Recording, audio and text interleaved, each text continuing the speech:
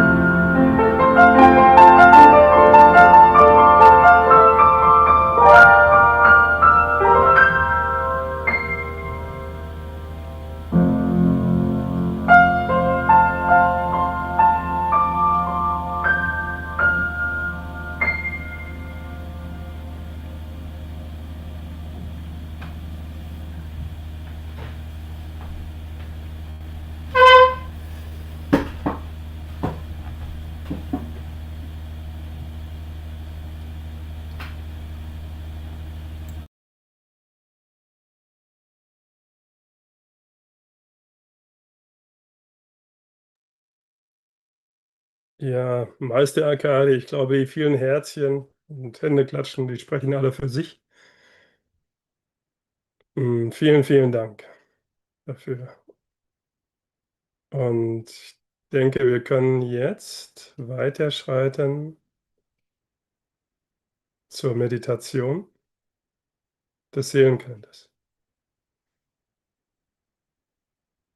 Ich bitte die Freunde darum.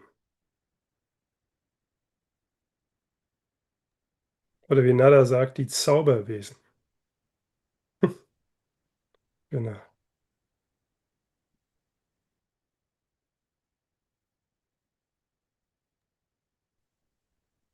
Ergreifend neuen Sinnesreize, erfüllet Seelenklarheit, eingedenk vollzogner Geistgeburt, verwirrend, sprossend Welten werden, mit meines Denkens Schöpferwillen.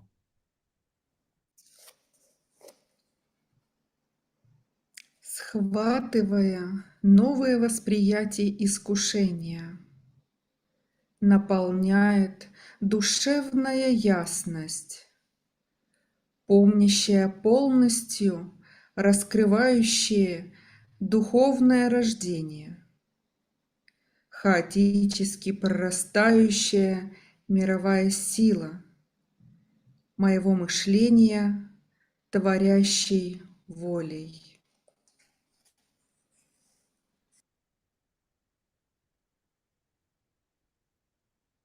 Улавяйки все нови впечатления сетивни, изпълва се с яснота душата.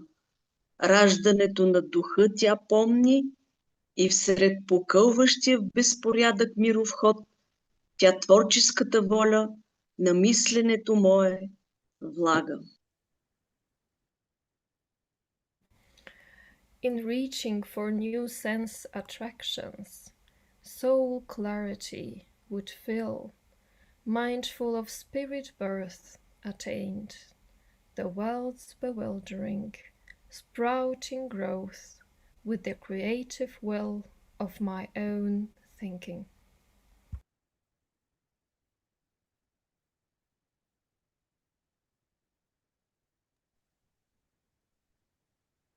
När mina sinne griper nya intryck, då fyller själens klarhet i minne av min andes födelse, naturens förvirrande, spirande liv, med mina tankars skaparvilja.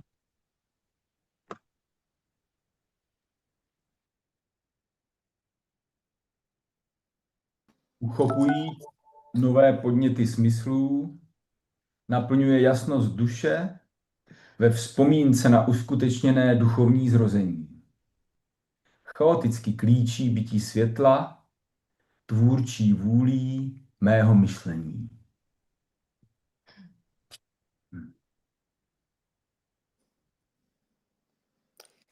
Нові, зворушливі чарівні відчуття наповнюють душі прозорість, і творча воля мого мислення, народженого духа, пам'ятаючи, бентежно підіймається у поставанні світу.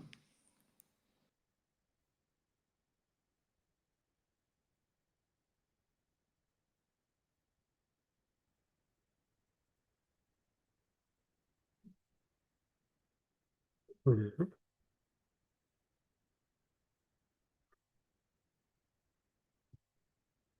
Ja, vielen Dank. Das war schon eine ja gar nicht so kleine Reise um die Welt. Es waren schon so viele Länder dabei. Norwegen, Ukraine, Tschechien, Bulgarien, Russland. Oh, habe ich sprachlich auch England, England, Amerika. Ich hoffe, ich habe jetzt keinen vergessen. Und tatsächlich kommen auch die Menschen aus diesen Ländern. Und ich begrüße uns alle ganz herzlich zu diesem besonderen Treffen der Michaeliten, Freunde Michaels, Michael Streiter, im positiven Sinne natürlich. Und ich möchte wirklich alle begrüßen, also auch gerade diejenigen oder ganz besonders diejenigen, die sogenannte kleine Initiativen haben. Denn eigentlich gibt es diese kleinen Initiativen gar nicht. Denn wir wissen ja ganz genau, dass ohne die Initiativen, die jeder Einzelne für sich hat, die sogenannten großen Initiativen gar nicht funktionieren würden. Sie wären hohle Nüsse, ja? Wenn wir nicht an uns selber arbeiten würden und im täglichen Leben das tun, wovon wir reden. Zum Beispiel, um nur die Initiative von Yvonne zu erwähnen. Ja, die sogenannte Initiative der kleinen Dinge oder ich nenne sie gerne das Mysterium des Alltags. Ja? Dass wir also Shambhala jetzt nicht nur im Herzen tragen während eines Seminars, sondern dass wir wirklich ein michaelitisches Bewusstsein haben, auch beim Mittagessen oder bei jeder Menschenbegegnung. Und dann, eigentlich nur dann, können auch die sogenannten großen Initiativen wirklich funktionieren. Und doch möchte ich auch noch einmal besonders begrüßen und auch hervorheben, dass wir tatsächlich immer mehr Zuwachs bekommen. Finnland zum Beispiel haben wir auch hier vertreten mit Nele. Und ich glaube noch einigen, ich kann gar nicht alle nennen. Frankreich ist jetzt auch Veit, wirklich. Hm? Entschuldigung, Veit, kannst du deine Untertitel auf Deutsch bitte stellen? Mache ich, genau. Mhm. Ich kann das machen. Geh weiter. Ja, okay. Thierry und Patricia sind jetzt auch dabei aus Frankreich und so weiter.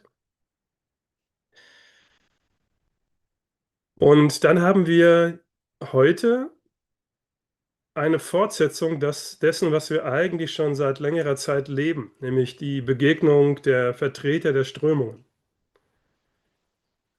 der spirituellen Strömungen, also der Strömungen, die im Christus-Michael-Strom verbunden sind. Das sind wir, sonst würden wir uns gar nicht hier so begegnen, auch nicht online. Aber das sind wir auf jeden Fall auf der spirituellen Ebene. Aber das sind wir häufig noch nicht oder wir werden es immer mehr, sag mal die positive Seite. Wir können es immer mehr werden auf dem physischen Erdenplan. Denn da sind die Bewegungen doch noch stärker getrennt. Es ist aber unendlich wichtig, sehr wichtig, dass die Vertreter also der verschiedenen spirituellen Strömungen, die im Christus-Michael-Strom vereinigt sind, sich auch auf Erden begegnen und auf Erden zusammenwirken, insbesondere in der Zeit Ahrimans, in der Zeit der Inkarnation Ahrimans. Und für diejenigen, die vielleicht mit diesem Begriff noch nicht so viel anfangen können, das ist das Wesen, das sehr eng mit dem Materialismus verbunden ist. Das ist das Wesen, das eigentlich nicht gesehen werden will. Ja, das möchte unseren Blick immer auf die Materie richten, auf das rein naturwissenschaftliche Denken. Das möchte vor allen Dingen nicht, dass wir zusätzlich zur physischen Welt auch die geistige Welt erkennen. Und das ist auch das Wesen, das zum Beispiel am Tor des Todes steht und uns verhindern will, ein bestimmtes Erlebnis. Den andere Wesen, aber da steht der Ahriman. Also er hat viele Aufgaben und seine Wirkung erleben wir, glaube ich, immer mehr gesteigert. Er ist das Wesen, das bewirkt, dass wir um Gebiete kämpfen, um Territorien, um Macht und um das Bewusstsein der Menschen, um die Erziehung, um den Umgang mit dem Boden, um die Freiheit. Und wir können das, glaube ich, an diesen apokalyptischen Zeiten, in denen wir leben, sehr gut sehen. Und das ist aber auch die Zeit, wo Michael und seine Scharen verstärkt aktiv sind. Zu den Scharen gehört auch wieder. Also wir reden hier immer von dem Christus Michael wieder Strom und damit sind noch gar nicht alle genannt, die jetzt verstärkt wahrnehmbar sind und mit denen wir zusammenwirken können. Bevor bevor wir aber weiterschreiten, würde ich gerne vorschlagen, eine Übung zu machen. Denn es ist vielleicht gar nicht. Oh, Entschuldigung, ich habe noch eins ich möchte noch einen Schritt zurück. Ich möchte also deswegen besonders begrüßen, also Vertreter von diesen Strömungen oder anthroposophischen Initiativen, die hier sind. Und ich hoffe, ich vergesse keinen dabei. Also einmal Andrew Linnell aus den USA, der hat dort die Initiative Mystec, hat auch einen Kanal dazu. Das ist ein Kanal mit anthroposophischen Initiativen und er hat auch den Schwerpunkt oder einen der Schwerpunkte seines Kanals ist die Inkarnation Ahriman, also Themen darum. Dann ist Nada Breidenbach da. Ich hoffe, ich beschreibe das richtig, wenn ich sage, dass sie vertritt einen östlichen Weg der Spiritual Science, also Geisteswissenschaft.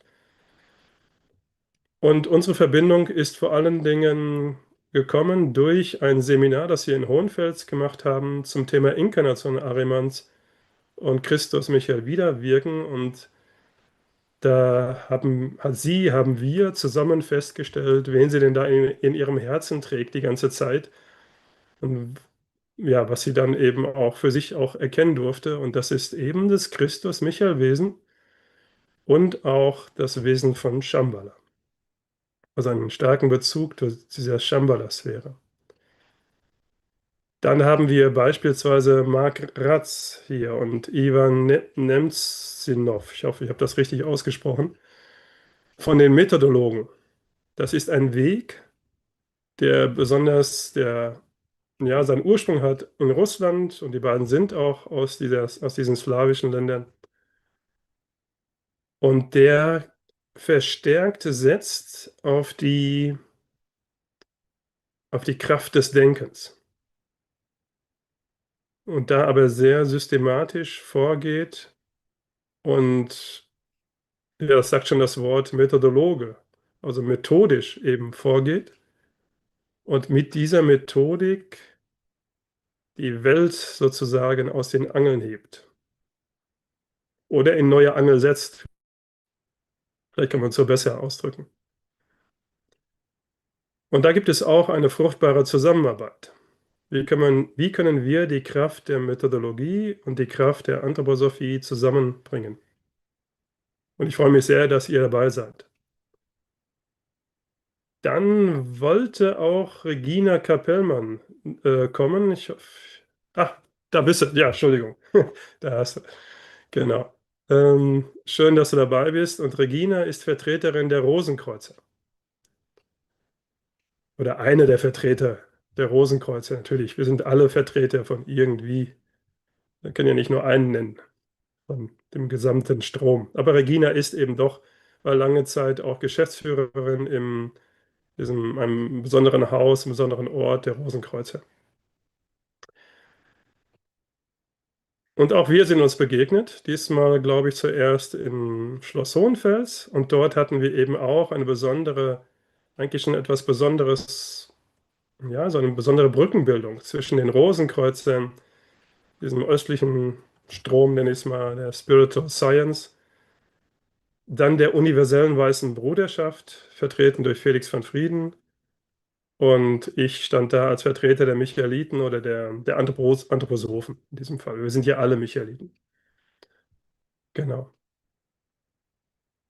Und das war auch ein besonderes Erlebnis. Und da merken wir schon, dass diese Begegnung der Strömungen nicht erst irgendwann sozusagen beginnen muss, sondern wir leben sie eigentlich schon. Und dürfen uns von Zeit zu Zeit dann auch irgendwo treffen und das zusammen, ja, nicht nur feiern, sondern dann auch mit unseren Initiativen zusammenwirken. Ja. Ja, das wollte ich gerne noch gesagt haben, dass wir das tun und möglichst viel weiter und weiter tun, denn dieses Zusammenwirken ist unendlich wichtig und wird immer praktischer werden. Wir kommen darauf noch am Ende zu sprechen. Jetzt ist es aber auch nicht so, dass das für jeden sofort erfahrbar ist. Wie ist denn das mit der geistigen Welt? Und dazu würde ich gerne eine kleine Übung geben, die auch im Zusammenhang steht mit dem, was wir hier als Webinar-Thema haben. Wie gesagt, immer nur für diejenigen, die das natürlich machen wollen. Wollen wir das tun? Wollen wir eine kleine Übung machen zusammen? Ja? Also ich sehe Nicken. Ja, schön. Gut, dann machen wir das jetzt. Also wie gesagt, immer nur wer will. Und am Beginn dieser Übung ist es immer wichtig, dass wir uns erst wieder kurz mit unserer Leiblichkeit verbinden. Gerade bei Internetarbeit ist das wichtig, weil wir da vor allen Dingen über unsere oberen Sinne, also Sehsinn, Hörsinn und so weiter verbunden sind, aber die anderen weniger im Blick haben. Das muss nicht lange dauern. Wir können das jetzt tun, wenn wir wollen. Wir begegnen uns jetzt in unserem Übungsraum. Ja, wir können uns den Übungsraum vorstellen, wo wir sind, im Tempel. Und jetzt verbindet sich jeder mit seinem Leib, mit den Füßen, den Beinen, mit dem Becken. Wie gesagt, das muss nicht lange dauern. Den gesamten Bauchraum, den Brustraum, hoch zum Hals, zum Kopf, Hinterkopf, Nacken, Schultern, Arme, Hände, den ganzen Rücken herunter, wieder bis zum Beckenraum. Und dann nochmal ganz bewusst mit unserer Mitte.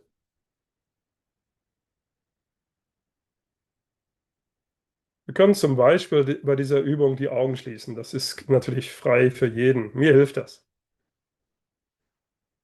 Jetzt wählt sich jeder einen individuellen Gegenstand aus. Es ist wichtig, dass es ein einfacher Gegenstand ist, den man sehr gut ohne fremde Hilfe verstehen kann. Also keine komplizierten Themen. Wichtig, es muss einfach sein. Und dieser Gegenstand, zum Beispiel ein Streichholz. Ja? Und dieser Gegenstand muss aber von mir selber frei gewählt sein, ohne einen äußeren Einfluss. Also wenn ich jetzt das Streichholz wähle, dann wählt ihr bitte nicht das Streichholz, sondern irgendetwas anderes. Aber etwas Ähnliches, ähnlich Einfaches.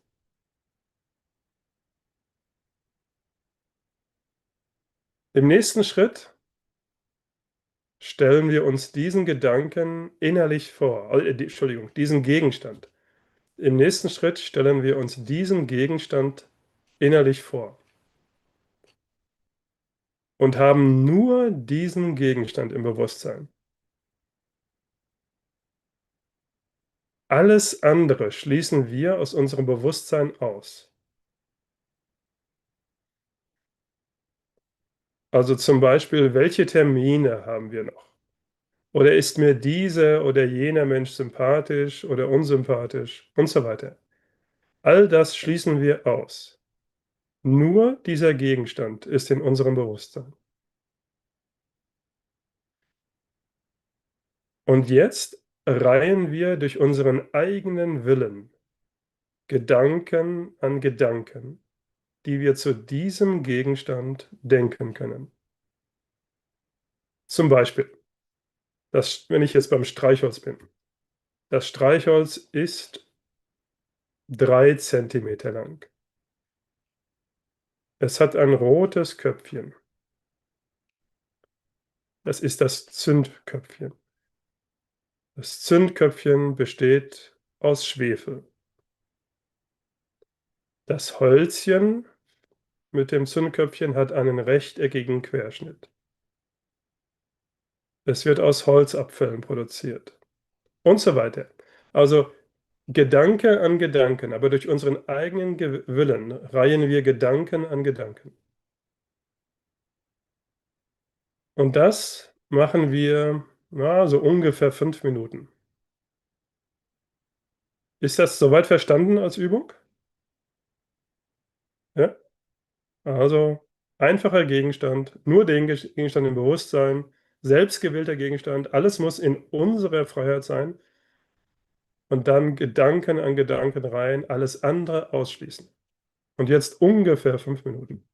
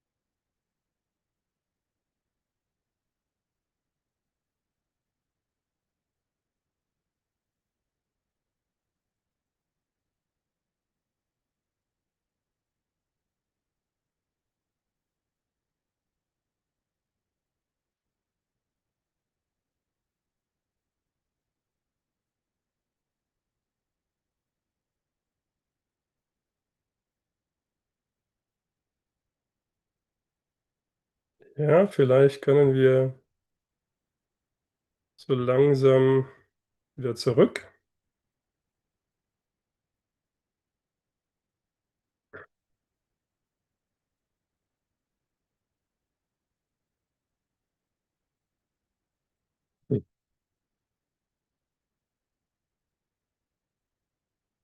Ja, wer jetzt möchte, kann gerne teilen. Ich werde auch gleich noch so 2, 3 Fragen dazu stellen. Aber die erste ist einfach die, was haben wir erlebt? Und bitte nur bei den Phänomenen bleiben. Noch kein Urteil. Urteile kommen viel, viel später. Die Phänomene sprechen sich selbst aus. Ja? Nur was haben wir erlebt? Wer möchte teilen? War es zum Beispiel schwierig? War es einfach? Ja, was haben wir erlebt?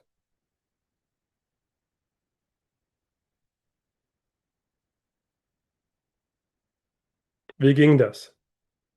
Mit dem im Bewusstsein halten und dem Ausschließen aller anderen Gedanken und so weiter.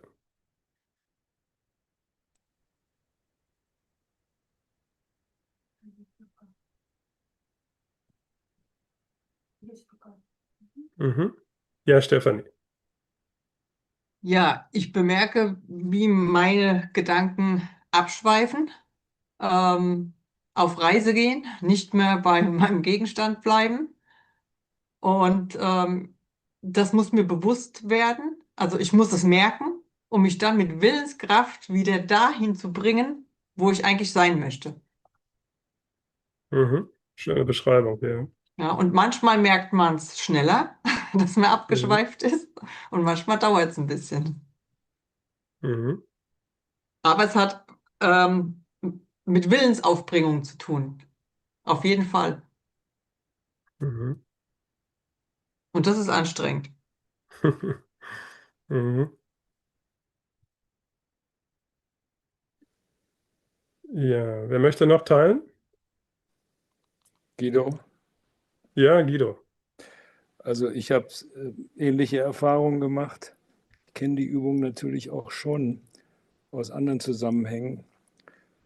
Aber ich bin nicht so streng mit mir. Ich merke, wenn was reinkommt, was ein anderer Gedanke, und ich bemerke den, dann lasse ich ihn los und lasse ihn schicken auf der anderen Seite raus und komme wieder zurück zu meinem Nagel, den Mhm. ich betrachtet habe. Mhm. Das ist so eine Welle, eine Wellenbewegung. Mhm. Mal längere Zeiträume gingen gut, dann wieder kürzere Zeiträume gingen gut, und immer dazwischen waren immer mal wieder Dinge, die hineingeflutet sind, Mhm. die ich dann loslasse, freundlich loslasse. Dankeschön. Uschi? Ja, da ich diese Übungen überhaupt geistig arbeiten schon lange mache, ähm, kann ich nur jedem Mut zusprechen, je häufiger man das macht, desto einfacher fällt es ein. Und es ist tatsächlich diese sich konzentrieren und im Bewusstsein auch zu bleiben, eine sehr große Kraft und Willensanstrengung. Aber Übung macht den Meister. Mhm. Ja. Und vielleicht noch jemand, der seine Erlebnisse schildern möchte?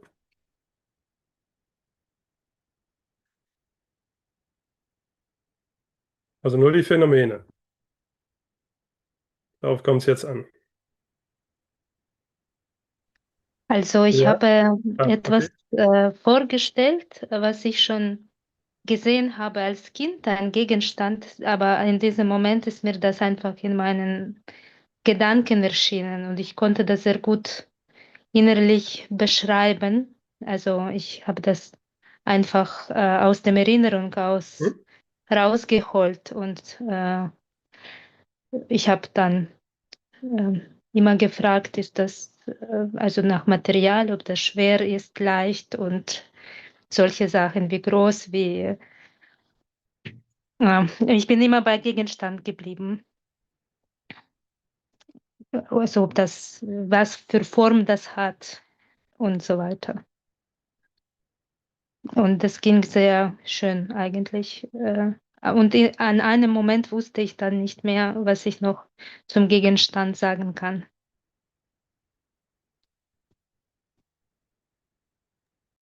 Irgendwann ist sozusagen dann Ende, ne? Mit dem, was man dazu sagen kann. Ja, schön. Regina? Ja, ich konnte mich eigentlich gut konzentrieren, was mir in der Regel schwerfällt. Dann kam eine Kinderstimme von außen, die mich direkt rauszog und dann war ich aber direkt wieder auch bei meinem inneren Beschreiben und was mir dann auffiel, dass ich das eigentlich nicht wirklich sehe. Also ich sagte mir dann, ich beschreibe etwas in der Vorstellung, aber es ist nicht sichtbar. Das hat mich etwas irritiert. Mhm.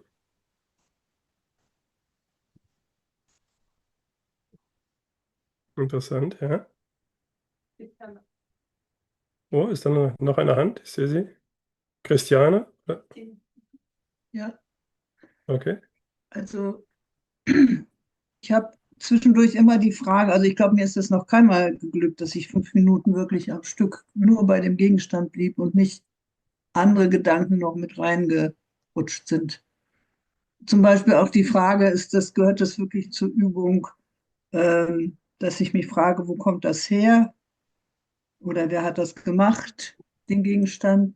Oder bleibe ich wirklich bei der Beschreibung? Und wie korrekt ist die Beschreibung zu machen und so weiter? Und ich merke aber auf der anderen Seite, es gibt so Nebeneffekte, nämlich dass ich, wenn dann Gedanken kommen, dass ich dadurch eine Reflexionsbasis habe, rauszufinden, was beschäftigt mich momentan eigentlich am meisten, weil die Gedanken, die kommen dann hoch, so. Also die Mhm. Gedanken, die ich eigentlich nicht haben will, so. Und das andere Element ist, dass ich jetzt hatte ich hier aber auch gerade Sonne und man hatte so eine Wärme um mich, dass ich auch, aber trotzdem, wenn ich das mache, egal wie sehr das glückt, das Element dessen, dass ich zu einer Ruhe komme und zu einer inneren Konzentriertheit und zu mir, ist eigentlich immer dabei. Mal mehr, Mhm. mal weniger. Auch wenn es halt nicht so gut glückt. Das Mhm. fand ich Dankeschön. sehr interessant. Noch eine Frage, dazu bleibt mir recht dran. Ja, Wenn andere Gedanken so hineinkommen wollten, kam das aus einer bestimmten Richtung? Oben, unten, also jetzt innerlich betrachtet. Von der Seite oder. eigentlich aus mir, aus dem Inneren, kann ich nicht so zuordnen, anders als dass also ich sehe das nicht, habe das nicht räumlich, das kommt so aus dem Körper sozusagen. Mhm. Von unten hoch oder aus dem Kopf, ich weiß es gar nicht so genau. Also ich habe das eigentlich immer zentriert, so glaube ich, hauptsächlich im Kopf oder aus dem Brustraum hoch begleitet damit. Aus Kopf und Brustraum. Hm? Okay. Ja, das ist ja schon eine Richtung. Also es ist zum Ja, Beispiel nicht ja, der okay. Arm oder nicht das Bein oder. Ja? Mhm. Also. Mhm. Ja, ich habe das aber noch nicht endgültig beobachtet. Das kann sein, dass ich da noch mehr entdecke, wenn ich da Mhm. erst Okay. angehe. Hat jemand anders so eine Beobachtung, dass er sagen kann, Mensch, wenn Gedanken kommen, kamen entweder von links, von oben, von rechts, unten oder von wo auch immer. Stefanie, hattest du so eine Wahrnehmung? Ja, von oben. Also Mhm. wie die Cloud über meinem Kopf. Also von da kamen die angeflogen. Mhm. Ja, danke. Cordula?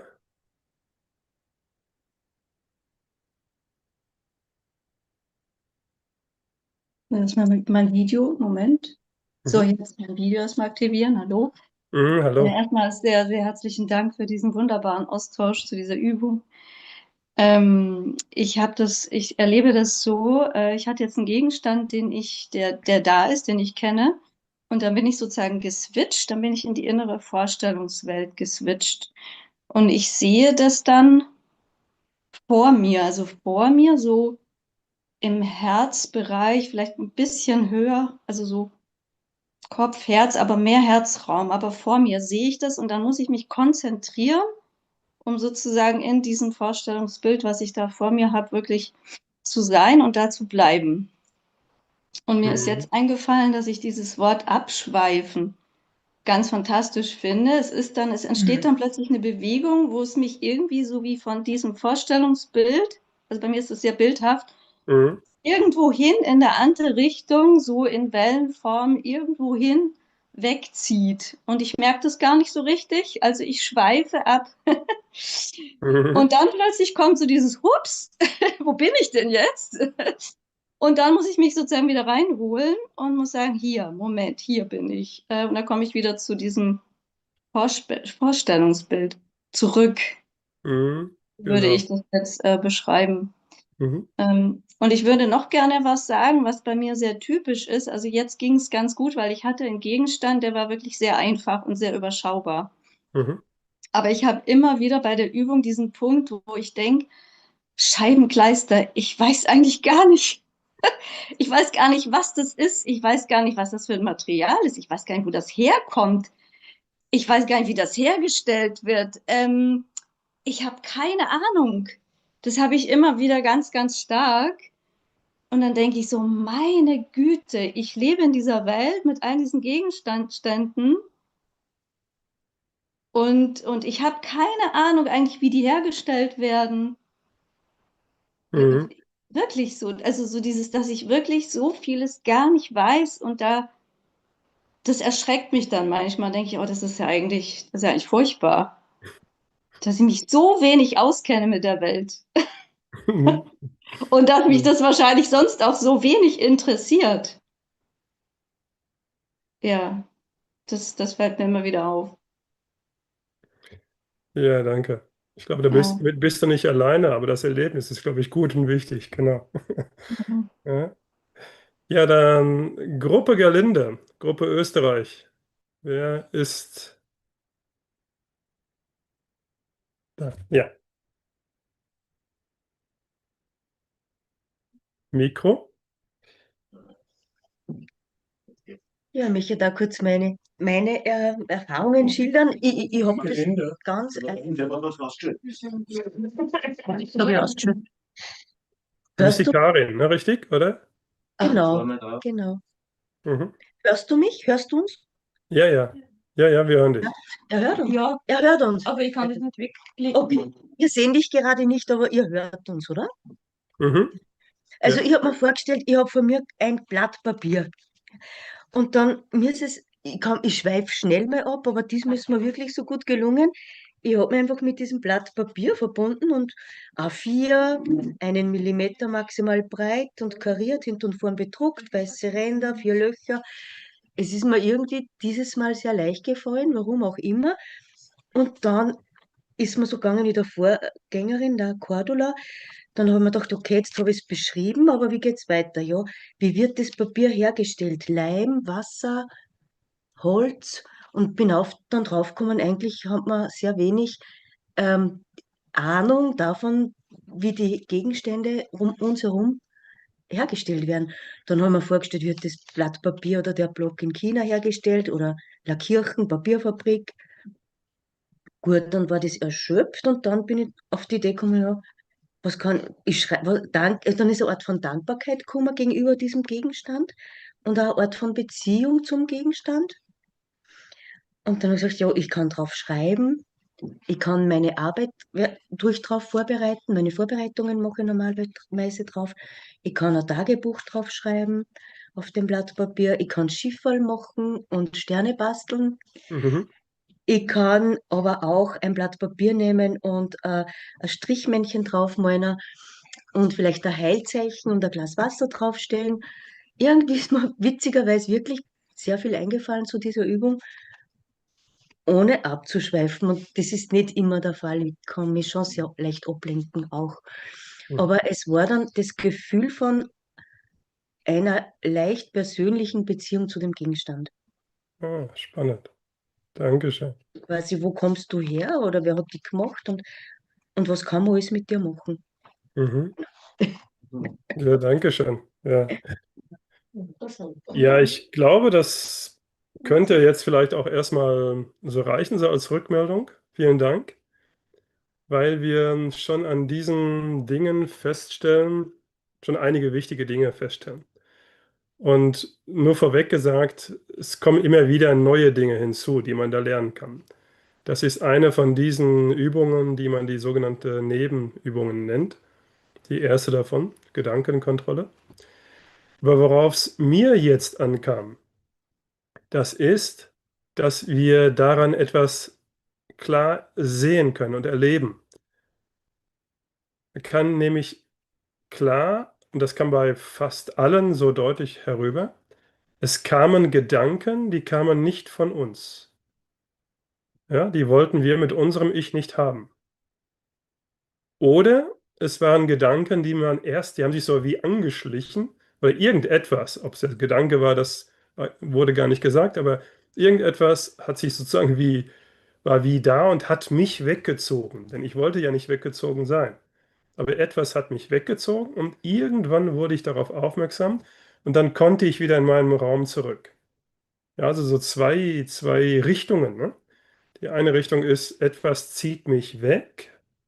Bin ja nicht ich, weil ich will ja meinen Bewusstseinsraum haben. Oder etwas will sich hineinschieben. Ja?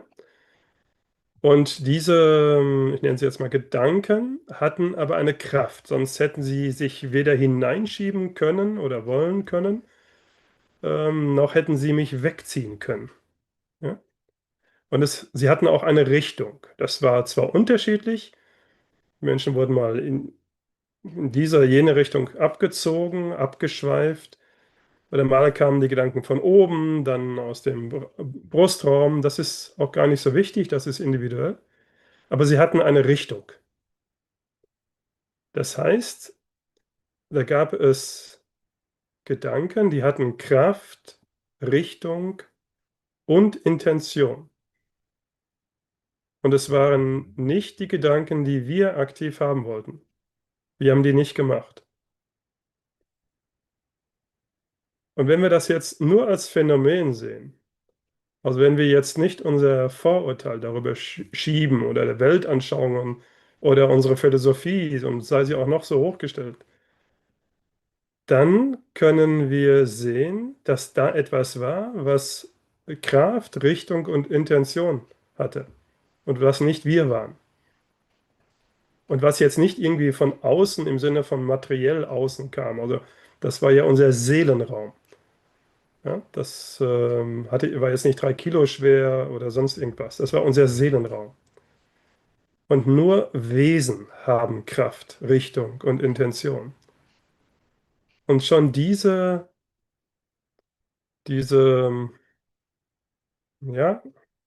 sie ist gar nicht so klein. Es ist eine scheinbar kleine Übung.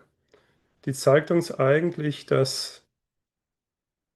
ja, dass unsere Weil das habe ich Gedanken nicht, das letzte habe ich nicht verstanden. Bitte wiederhole das. mit Wesen oder was? Was hast du nicht verstanden? Ja, okay.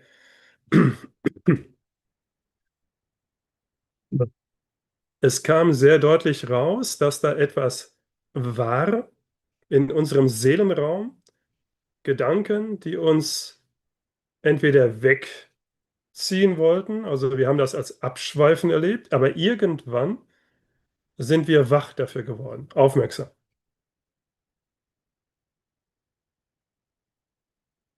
Ich warte ein bisschen für die Übersetzung.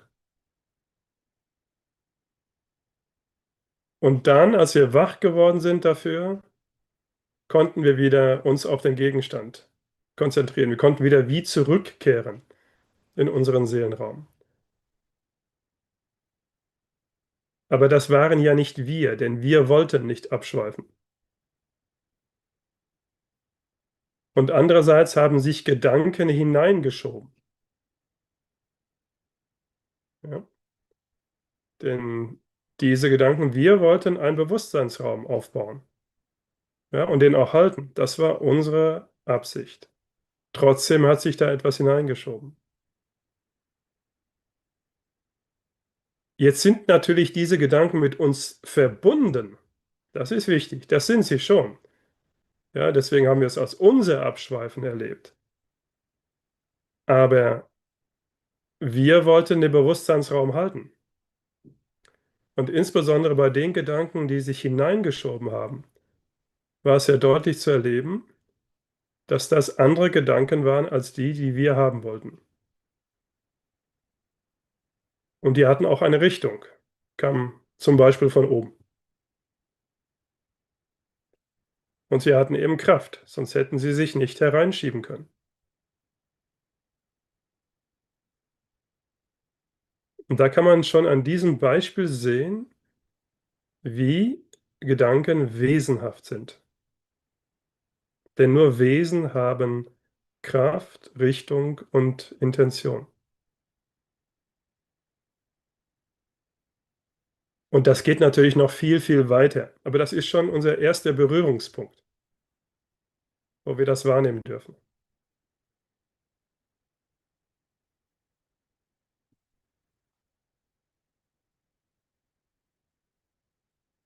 Und es war kraftanstrengend. Es hat uns sozusagen, es war energieintensiv.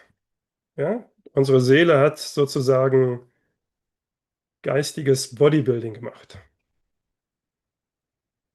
Das ist auch etwas, was wir brauchen. Wir kommen gleich noch einmal darauf zurück. Also brauchen, wenn wir an das Tor des Todes zum Beispiel kommen. Überhaupt in die übersinnliche Welt.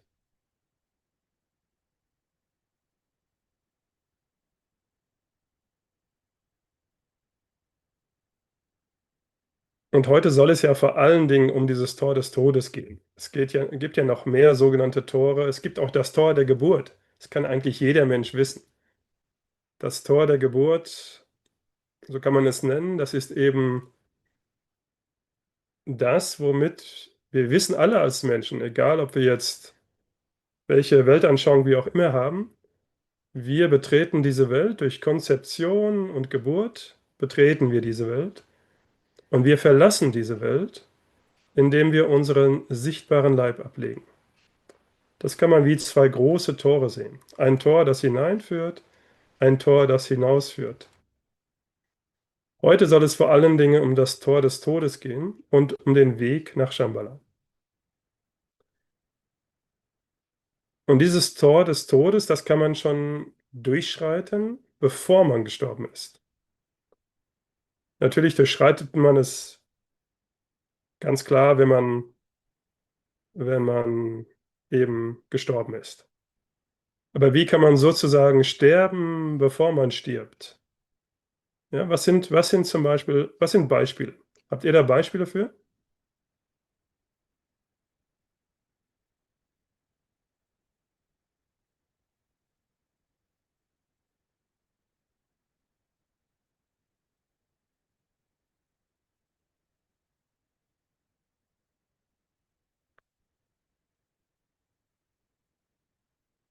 Ja, Gelinde? Mikro bitte? Also, hier ist Guido. Warte mal, erstmal die Gelinde und dann Ich du wusste kannst nicht. diese Hand heben. Die findest du unten bei Reagieren, bei diesem Herzchen ist. Ach, Reaktion. Mhm. Und dann gibt es so eine Hand, genau. Gelinde? Wenn man so etwas erlebt hat, als wie eine Todeserfahrung, zum Mhm. Beispiel durch eine Krankheit oder ein Unfall oder was auch immer, wenn man an diese Grenze kommt und man hat trotzdem überlebt. Mhm. Solche Erfahrungen, so Grenzerfahrungen, würde ich sagen. Mhm. Ja, definitiv. Mhm. Dann war, glaube ich, Petra und danach Guido. Mhm. Ja, also Grenzerfahrungen, ja, auf jeden Fall, aber es muss ja auch Möglichkeiten geben, die jeder trainieren kann.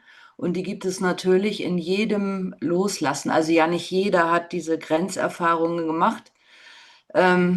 dazu möchte ich einmal sagen, ich würde es interessant finden, auch die Menschen mal zu hören, die vielleicht solch ähnliche Grenzerfahrungen gemacht haben, weil die können, glaube ich, am allermeisten dazu sagen.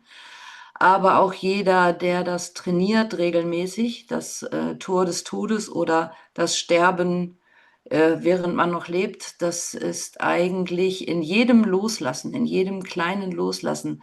Loslassen von Dingen, Loslassen von Emotionen, Loslassen von Spannungen im Körper.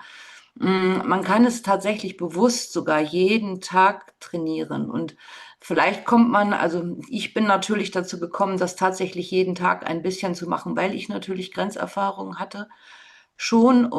Aber ich denke, das ist schon für jeden Menschen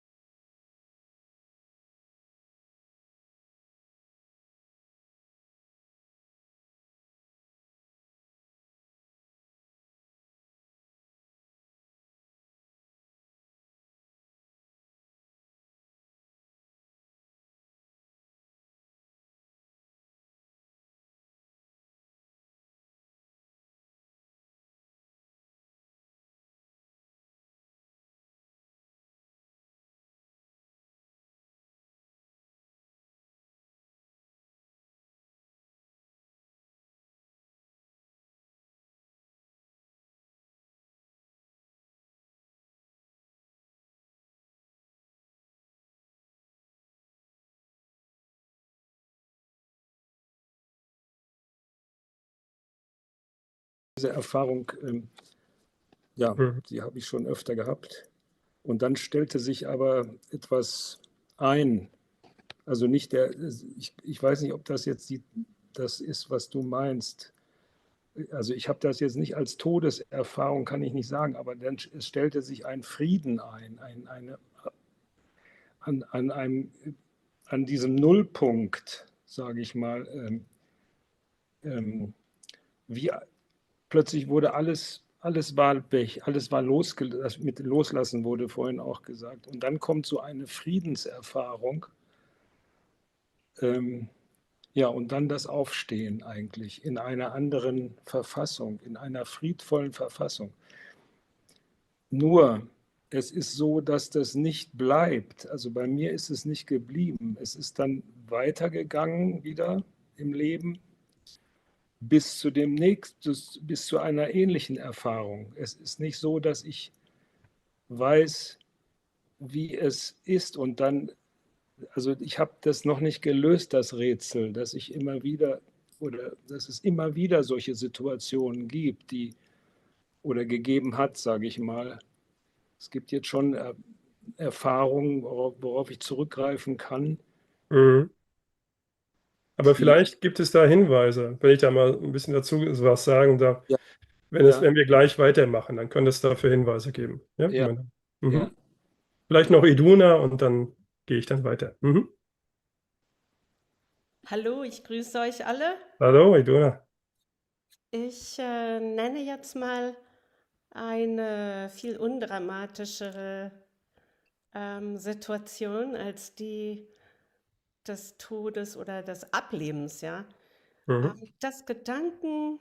Diese Gedankenübung, die wir vorhin gemacht haben, in diesem Raum hatte ich einen Gegenstand in meinen Gedanken und dann ist das passiert, was man Abschweifen und so weiter nennen kann.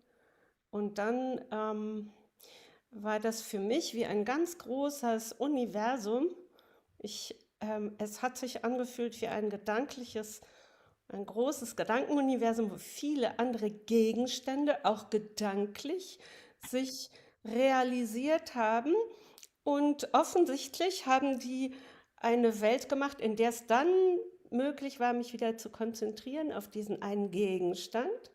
Und diese Gedankenvielfalt hat mir kurzzeitig erfahrbar gemacht, wie weit dieser geistige Raum ist Und der war so unendlich weit. Ich hätte sonst wo landen können. Wer weiß, wer weiß. Aber dass ich einen Gedanken, also einen Gegenstand als Gedanke ganz am Anfang vor mein Bewusstsein genommen habe und der so einfach wie möglich, das war eine realisierte, also eine Schöpfung, ein Gedanke als ein Gegenstand zu schöpfen. Und dahin konnte ich wieder zurückkehren und dann hat der sich sozusagen wie das Richtige angefühlt, weil ich vorgehabt hatte, mit meinem Willen dort hinzukommen und den wirklich wieder vor mir zu haben. Und insofern, also jetzt deine Frage als nächstes folgend, erlebe ich diesen ganzen Raum, wo es in das Geistige hineingeht, als sehr unterschiedliche Bereiche und das zeigt mir, das könnte so weit gehen, dass auch die Unendlichkeit im Jenseits, im Leben nach dem Leben, da drin erfahrbar und vielleicht auch erdenkbar, wenn wir jetzt über Gedanken sprechen, wird. Danke. Ja, wunderbar. Du hast. Okay, wir müssen noch ein bisschen warten für die Übersetzung. Kleine Pause für die Übersetzung.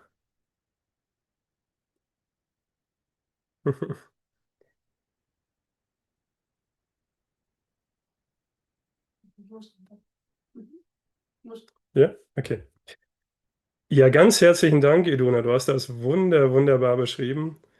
Das ist dann die Situation, wo wir dann wirklich durch so eine Übung, wenn wir sie mit so einer Energie, Seelenenergie hinbekommen, wie du es offenbar geschafft hast, dann wirklich dieses Lösen von unserem, ja, in der Anthroposophie heißt es Astralleib. Ja? Astralleib und ich löst sich bis zu einem gewissen Grad vom Ätherleib und vom physischen Leib. Deswegen sterben wir nicht. Der Ätherleib bleibt beim physischen Leib. Aber wir sterben bis zu einem gewissen Grade schon, weil wir nämlich genau in diese Sphäre hineinkommen und genau in diesen Kosmos, in diesen Gedankenkosmos. Das ist wirklich sehr schön beschrieben. Und dann gibt es natürlich unendlich viele andere Erlebnisse, die man auch haben kann. Jeder Schlaf ist übrigens so. Ja? Deswegen sagt man auch, der Schlaf ist der kleine Bruder des Todes, weil auch da haben wir ein Loslösen des Astralleibes und des Ichs. Nur sind wir uns dann in aller Regel nicht bewusst, was wir dann erleben. Das ist ja genau der Schulungsweg, dass wir uns darüber dann bewusst werden dürfen. Oder andere Erlebnisse. Zum Beispiel bin ich so zur Anthroposophie gekommen. Ja, ich hatte das Erlebnis, ich bin ein Ich. Und ich komme irgendwo her und ich gehe irgendwo hin. Aber die äußere Welt gibt mir überhaupt keinen Grund, dafür irgendwie einen Anhaltspunkt, woher ich komme, wohin ich gehe und keinen Grund für mein Ich. Ja, also brauchte ich einen neuen Boden. Das war ein Loslösen im Bewusstsein. Auch ein Sterben für die Außenwelt. Nicht, dass ich unpraktisch wurde. Im Beruf, ich war sogar Manager in einem großen Konzern und so weiter. Also musste sehr praktische Dinge tun. Ich weiß nicht, ob man die praktisch nennen kann. Jedenfalls musste ich Dinge tun, durfte nicht weltflüchtig sein. Und doch war die Verbindung zur Welt, die musste ich mir neu aufbauen. Ich brauchte einen neuen Boden für mein Ich. Den habe ich dann gefunden, ich mache es jetzt kurz, in der Anthroposophie. Und das war ein sehr, sehr existenzielles Erlebnis. Das war nicht so, ich schildere es jetzt etwas nüchtern. Das war wirklich existenziell. Das sind auch so Erlebnisse. Oder wenn man die Begegnung hat, zum Beispiel, wer es schildern kann, wie Christian Rosenkreuz seine Schüler erwählt. Das ist auch so. Aber das ist noch etwas dramatischer, aber es kann genauso sein, wie Iduna das gerade gemacht hat. Und das ist dann schon der Weg zum Tor des Todes. Genau so. Aber das Gemeinsame ist, dass sich Astralleib und ich lösen vom Ätherleib. Und wir kennen das auch bei Shambhala. Denn wir haben ja das Tor des Todes und Shambhala als Thema.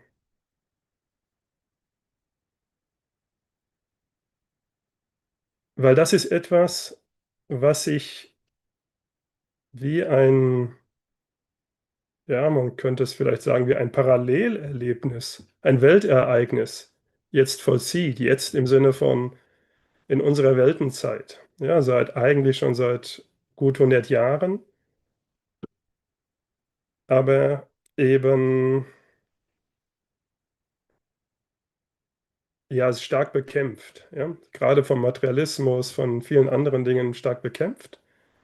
Und es wurde wenig wahrgenommen, zumindest im öffentlichen Bewusstsein wenig wahrgenommen. Und jetzt ist es aber so, dass sich diese Schleusen, nenne ich sie jetzt mal, wieder öffnen, stärker öffnen. Und das ist etwas, was wir erleben können. Dieses Shambhala ist das, was Rudolf Steiner nennt, ist der größte Wendepunkt in der Entwicklung der Menschheit nach dem Mysterium von Golgatha. Das ist genau unsere Zeit. Und es ist irgendwie auch nicht ganz verwunderlich, dass es genau in unsere Zeit fällt, weil unsere Zeit ist ja auch die Zeit der Inkarnation Ahrimans. Und wir brauchen als Menschheit genau diese Verbindung mit der Christosphäre. Es ist die Sphäre des Christus im Ätherischen. Auch noch an einer anderen Stelle, ich mache es jetzt ein bisschen verkürzt, ich sage verkürzt dafür Christus im Ätherischen. Und dieses Erleben ist möglich. Das haben wir beispielsweise, ja, es wurde beispielsweise erlebbar gemacht bei dem Seminar Inkarnation Arimas und Christus Michael Wiederwirken. Daher stammt ja auch die Beziehung von Nada und, ja, und uns und mir. Das kann man mit bestimmten Methoden auch wahrnehmbar machen, also man kann wach dafür werden, sodass man da nicht irgendwie in irgendwelche unbewusste Zustände hineinfällt. Verbunden ist das aber immer mit einer tiefen Frage an den Christus und Christus Michael. Christus, Michael sind die Führer dahin. Eigentlich der Christus, aber der Michael führt zu Christus. Und der Wieder, das ist derjenige, der seinen Ätherleib für den Christus im Ätherischen gibt. Das beschreibt Rudolf Steiner nur an ganz, ganz wenigen Stellen, eigentlich nach meiner Kenntnis nur an ein oder zwei Stellen, weil wieder Könntest du eigentlich erst, sagen, wo bitte? könntest du sagen, wo Steiner darüber spricht? In welcher Ja, GA? das ist die GA 121. Dankeschön. Es kann sein, dass er es noch an irgendeiner anderen Stelle beschreibt, aber es ist sehr, sehr reduziert, weil wieder eigentlich erst jetzt so seine große Weltenaufgabe hat. Er sagt auch, wieder wurde geheim gehalten in den Mysterien, ja, für seine Zukunftsaufgabe. Die ist aber jetzt. Wieder und die anderen nordischen Götter, die mit ihm kommen. Auch das neue Brusthellsehen, das kommt von wieder oder durch wieder.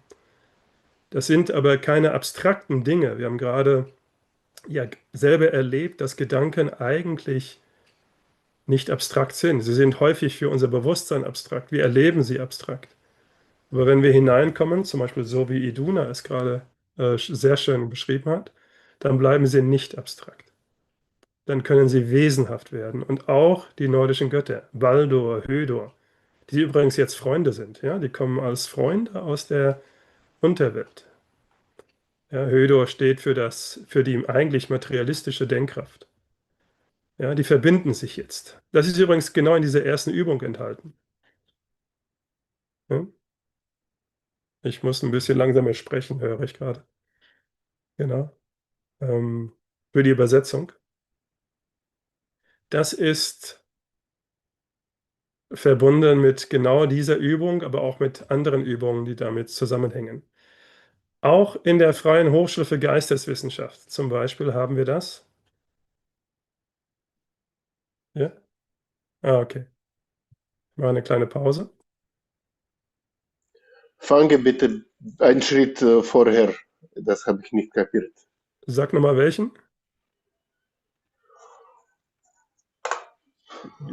Dass die Gedanken nicht abstrakt bleiben, oder?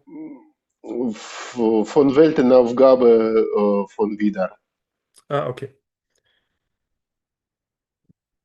Die Weltenaufgabe von Vidar, ja, beginnt eigentlich jetzt. Gut, sie hat natürlich schon vorher begonnen, aber jetzt kommt sie so richtig zum Vorschein, wenn ich es mal sagen darf. Jetzt ist sie bewusster erlebbar für uns Menschen. Sie hat stark begonnen mit dem Moment, wo der Michael zum Archai aufstieg. Und das wissen wir als Anthroposophen, das war 1879. Und dann eben nochmal mit Beginn des lichten Zeitalters, also mit dem Ende des Kali Yuga. Das kennen alle tiefen Philosophien oder Religionen, Weltanschauungen.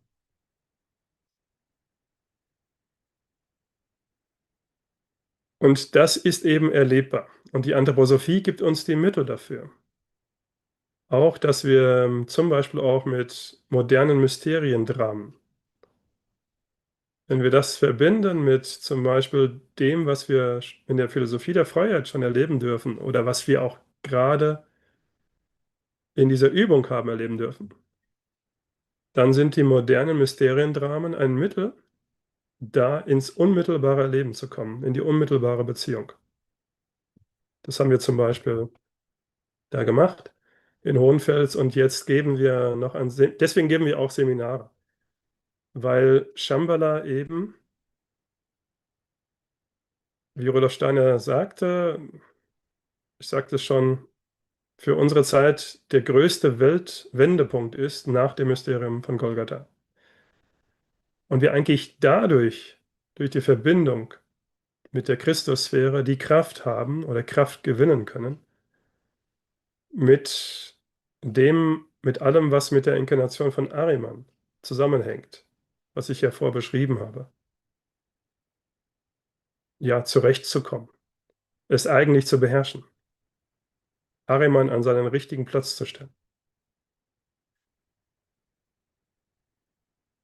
Genau. In der Hochschule ist es auch so, ein Weg ist auch in der Freien Hochschule für Geisteswissenschaft. Ja, da heißt es dann in der 7. sogenannten Klassenstunde oder im 7. Mantra, tritt ein, das Tor ist geöffnet.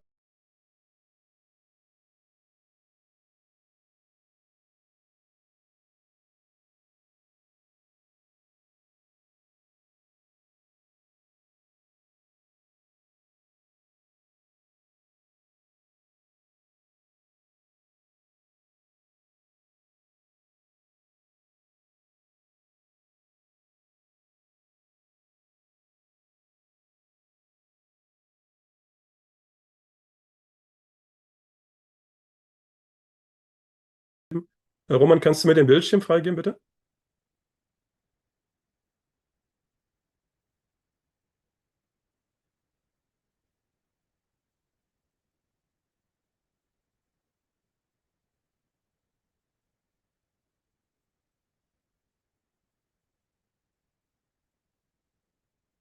Ah ja, gut. Du hast schon diese Möglichkeit. Könnt ihr das sehen? Gut. Die Menschheit ist jetzt auf einer Stufe, wo sie sich solche Vorstellungen aneignen muss, damit sie nicht durch die Pforte des Todes geht, wo sie ja in der geistigen Welt drinnen ist, und dann in ganz ungewohnte Welten hineinkommt.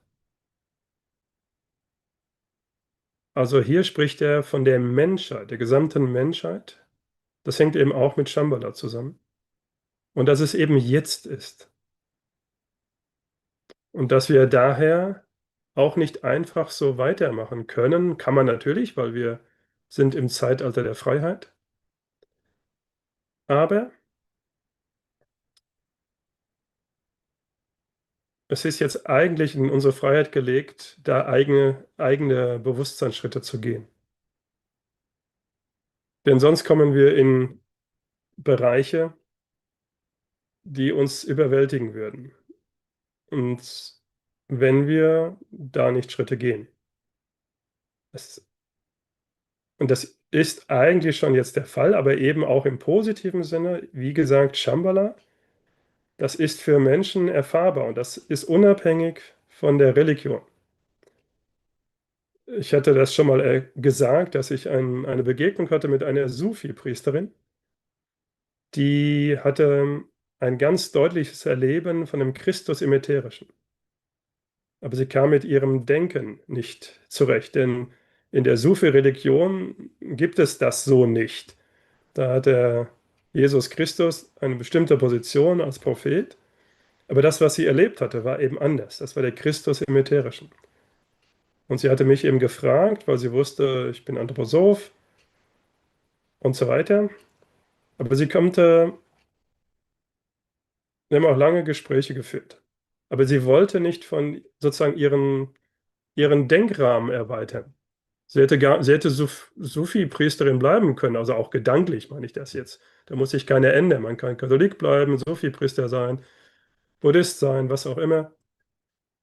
Aber sie wollte ihren Denkrahmen nicht erweitern. Und deswegen ist es wichtig, darüber zu sprechen, dass zu diesen Vorbereitungen, zu unserer Zeit, es eben gehört, immer mehr vorurteilslos zu werden. Das ist besonders schwierig für Menschen, die viel wissen. Denn wir stülpen gerne unser Wissen über unsere Wahrnehmung. Aber wenn man in die geistigen Welten geht, dann ist es eben wichtig, das zurückzulassen und wirklich sich einen neuen Boden zu bauen. Und das Wissen ist eigentlich, das verschwindet nicht. Das ist aber dazu da, dass wir erkennen, was wir jetzt Neues erleben. Es ist wie ein Referenzpunkt. Das darf uns nicht stören, das darf uns helfen, Neues zu erleben. Also diese Unvoreingenommenheit ist wichtig als Vorbereitung. Dann diese Seelenenergie, die wir zum Beispiel gerade geübt haben mit dieser ersten Übung, ist ganz wichtig. Und all diese Dinge kann man üben, wenn man das zusammenfasst, so, dass uns das, was uns früher Zweck war, uns zum Mittel wird. Der Zweck muss zum Mittel werden. Das bedeutet zum Beispiel, dass wir haben gerade so etwas als Beispiel gemacht. Ein Gedanke kann uns zum Mittel werden, zu erfahren, wie das Erleben in der geistigen Welt ist. Normalerweise brauchen wir den Gedanken, um damit hier im Erdenleben, ist auch ganz wichtig, dass wir ihn so brauchen, sonst werden wir untüchtig im Erdenleben, zu überlegen, wie kommen wir denn Pause von A bitte. nach B, was kaufen wir morgen ein, wie mache ich dies oder jenes. Bitte Pause. Okay, ja.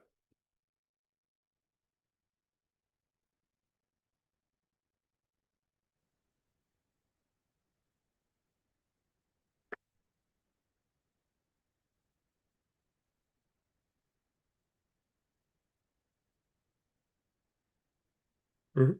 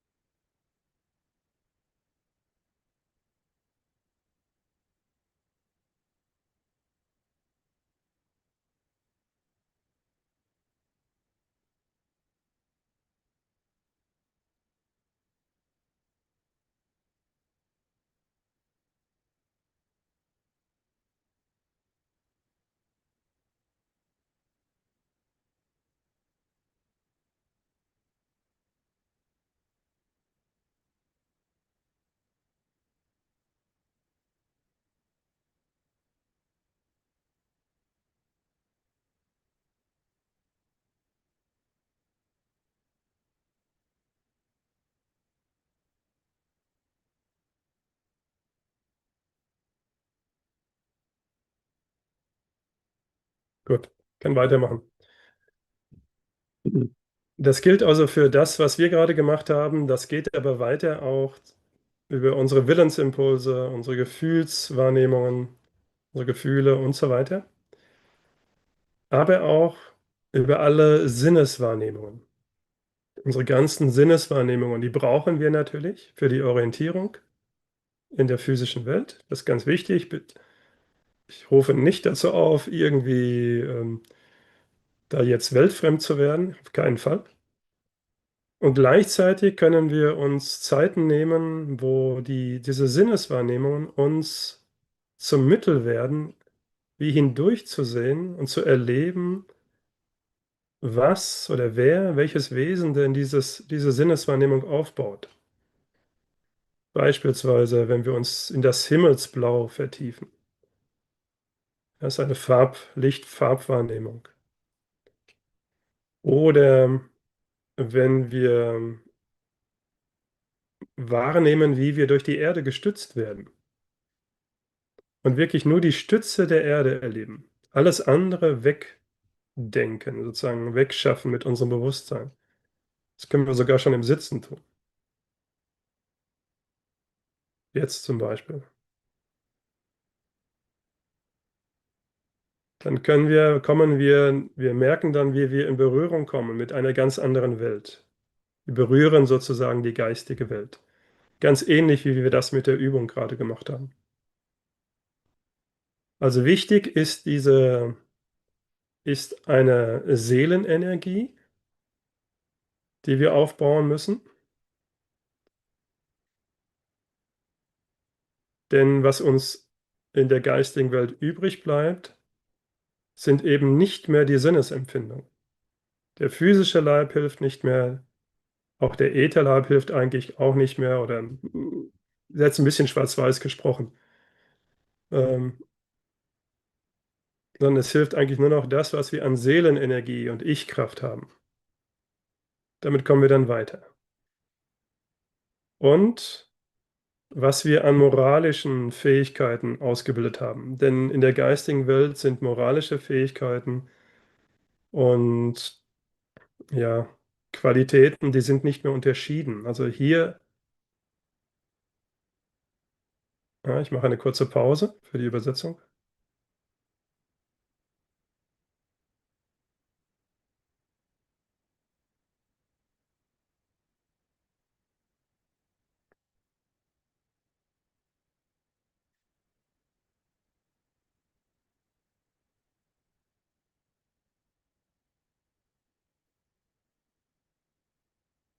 Ja,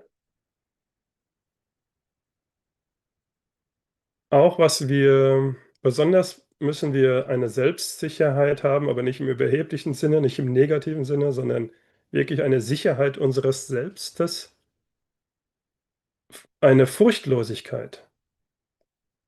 Wir haben das bei dem letzten Webinar geübt, wie wir Modi wahrnehmen können und wie Modi uns helfen kann.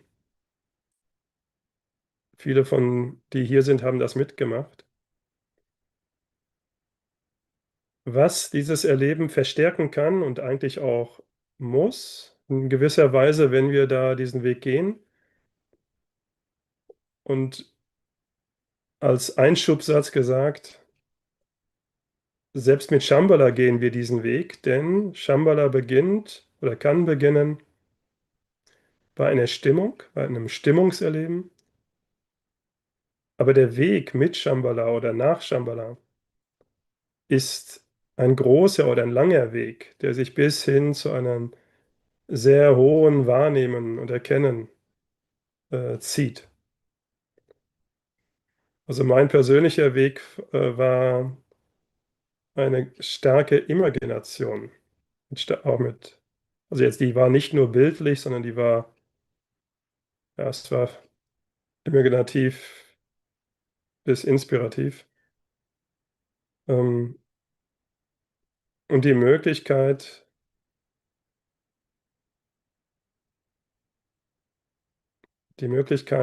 eben dann auch anderen Menschen zu helfen, in dieses Erlebnis zu kommen. Das war jetzt mein persönliches Erleben. Aber es kann eben auch ganz anders sein. Es kann bei einer Stimmung beginnen, bei einem Empfinden. Und dann hilft es eben, wenn es jemanden gibt, der einem das benennen kann. Weil wir, wenn wir erkennen wollen, eben Wahrnehmung und Begriff brauchen.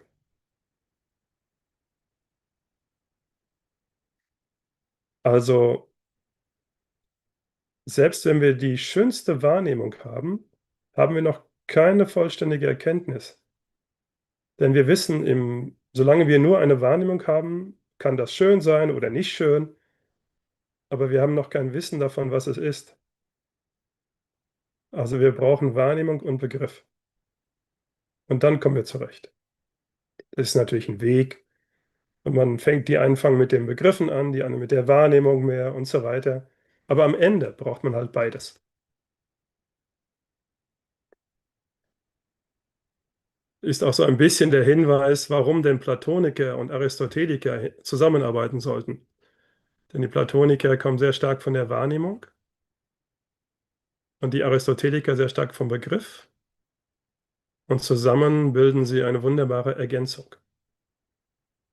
Ein bisschen auch wie mit den Methodologen und den Anthroposophen.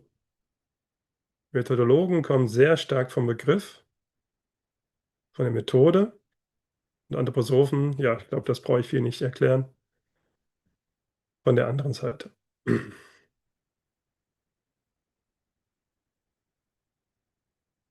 Ja, also wir brauchen eben das, dass alles uns dass jeder Zweck zum Mittel wird. Das ist die eine Stufe. Man kann das auch für die Begegnung mit den anderen Menschen und auch für die Begegnung mit sich selbst. Man kann das als Kultus des ehrlichen Interesses bezeichnen. Oder Steiner gibt da Übungen für das sogenannte ehrliche Interesse. Auch dazu haben wir Übungen gemacht. Ihr erinnert euch beim vorverletzten Webinar.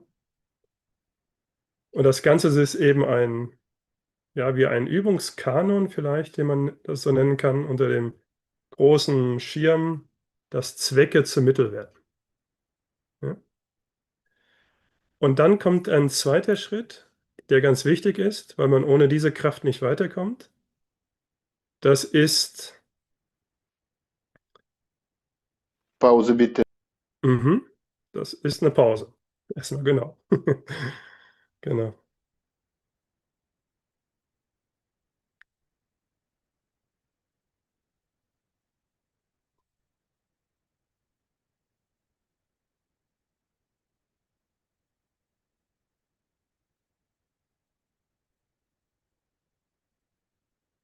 Veit, hast du gesehen, dass Irina die Hand gehoben hat?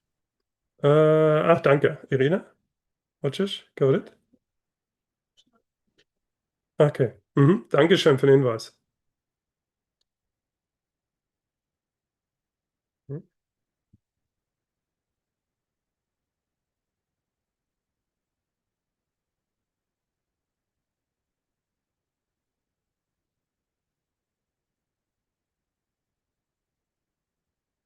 Mhm. Kannst du?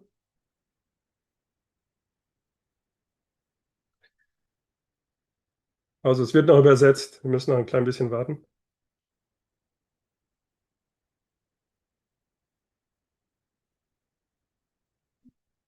Yes?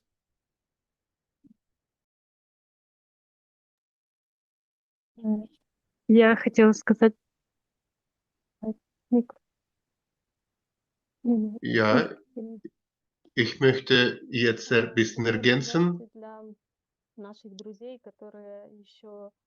Ich möchte für unsere Freunde sagen, die noch nicht mit der Anthroposophie bekannt sind, so nah, warum wir überhaupt über Tor des Todes sprechen und warum wir Vertreter von verschiedenen Strömungen eingeladen haben.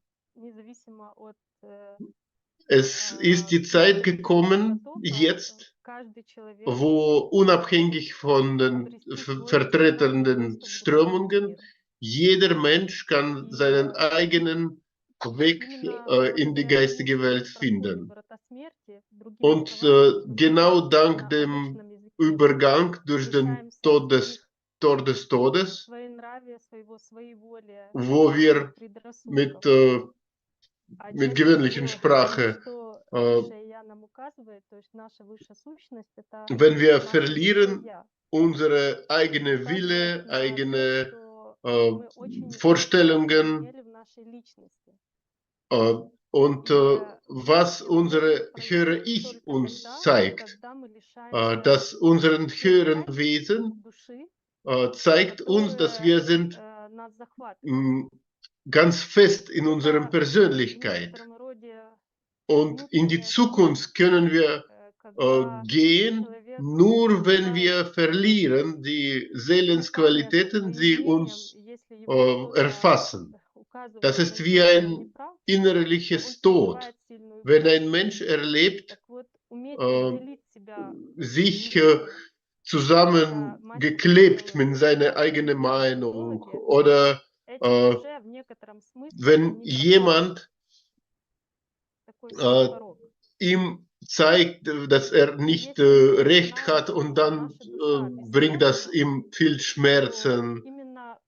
So diese Fähigkeit, sich von seiner Meinung trennen, was unsere Freunde-Methodologen sehr gut können, dann ist es wie ein Schwellenübergang. Und wir wissen, wenn unsere Seele unsterblich ist, dann genau durch den Tor des Todes Übergang, wenn wir verschiedene Lebenshindernisse überwinden, die wir natürlich viel haben, in verschiedenen Ebenen, Familien, Arbeitsebene oder Landes- oder Weltenebene, wenn wir schwierige Hindernisse treffen und trotzdem verlieren wir das Glauben in die geistige Welt nicht, dann können wir keine Beleidigung haben für die geistige Welt, für Gott, für Christus oder wie man das erlebt, keine Angst, keinen Ärger, dann gehen wir auch durch diesen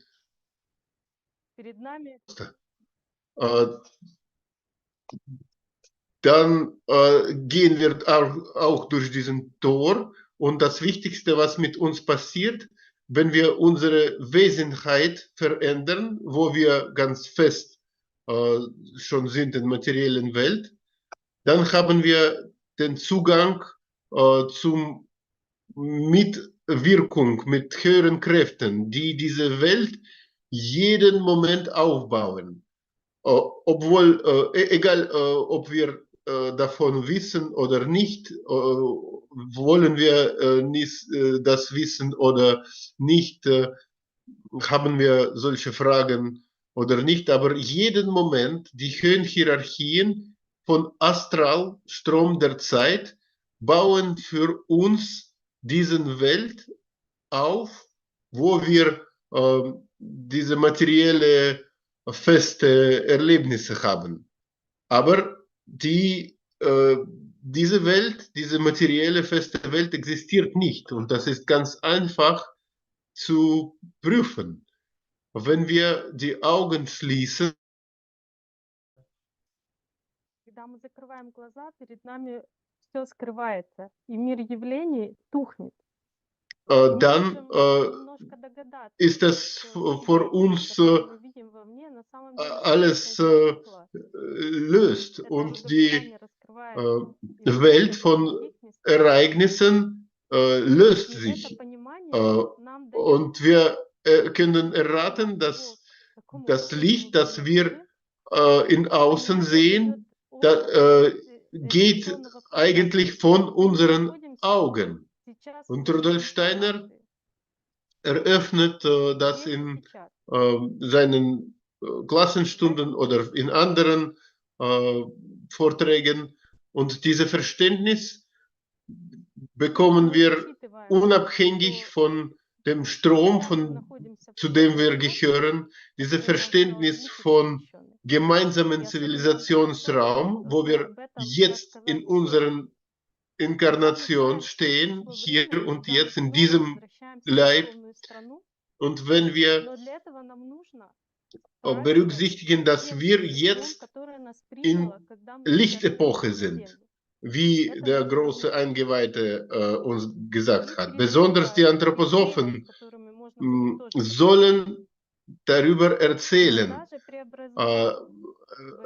an allen in dieser Welt. Dann wissen wir, dass jetzt ist die Zeit, wieder zurück in die geistige Land zu kehren. Aber dafür sollen wir mit einem Wesen begegnen, den uns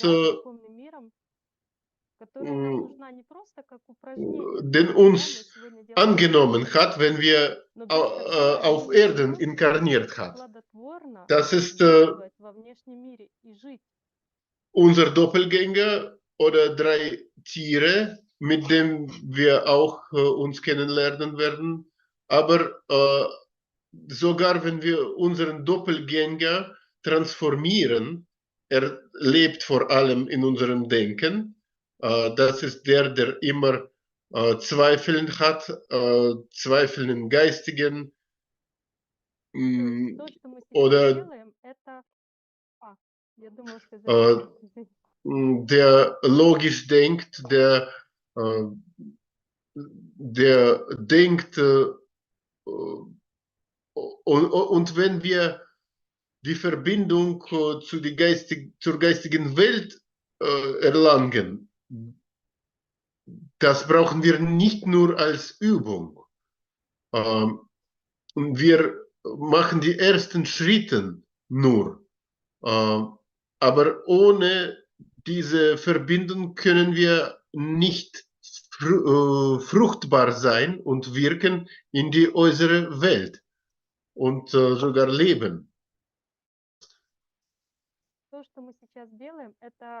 Und wenn wir jetzt machen, ist eine ganz konkrete Lebenspraktikum. Entweder wir sterben in unserem alten Qualität und in die Zukunft neu gehen, oder werden wir zusammen mit der alten Welt zerstört. Und das kann man existenziell erleben, und das dafür, es kann ein bisschen lang und langweilig scheinen, wozu wir diesen Übergang so eröffnen, diesen Torübergang. Aber das ist lebensnotwendig. Dankeschön.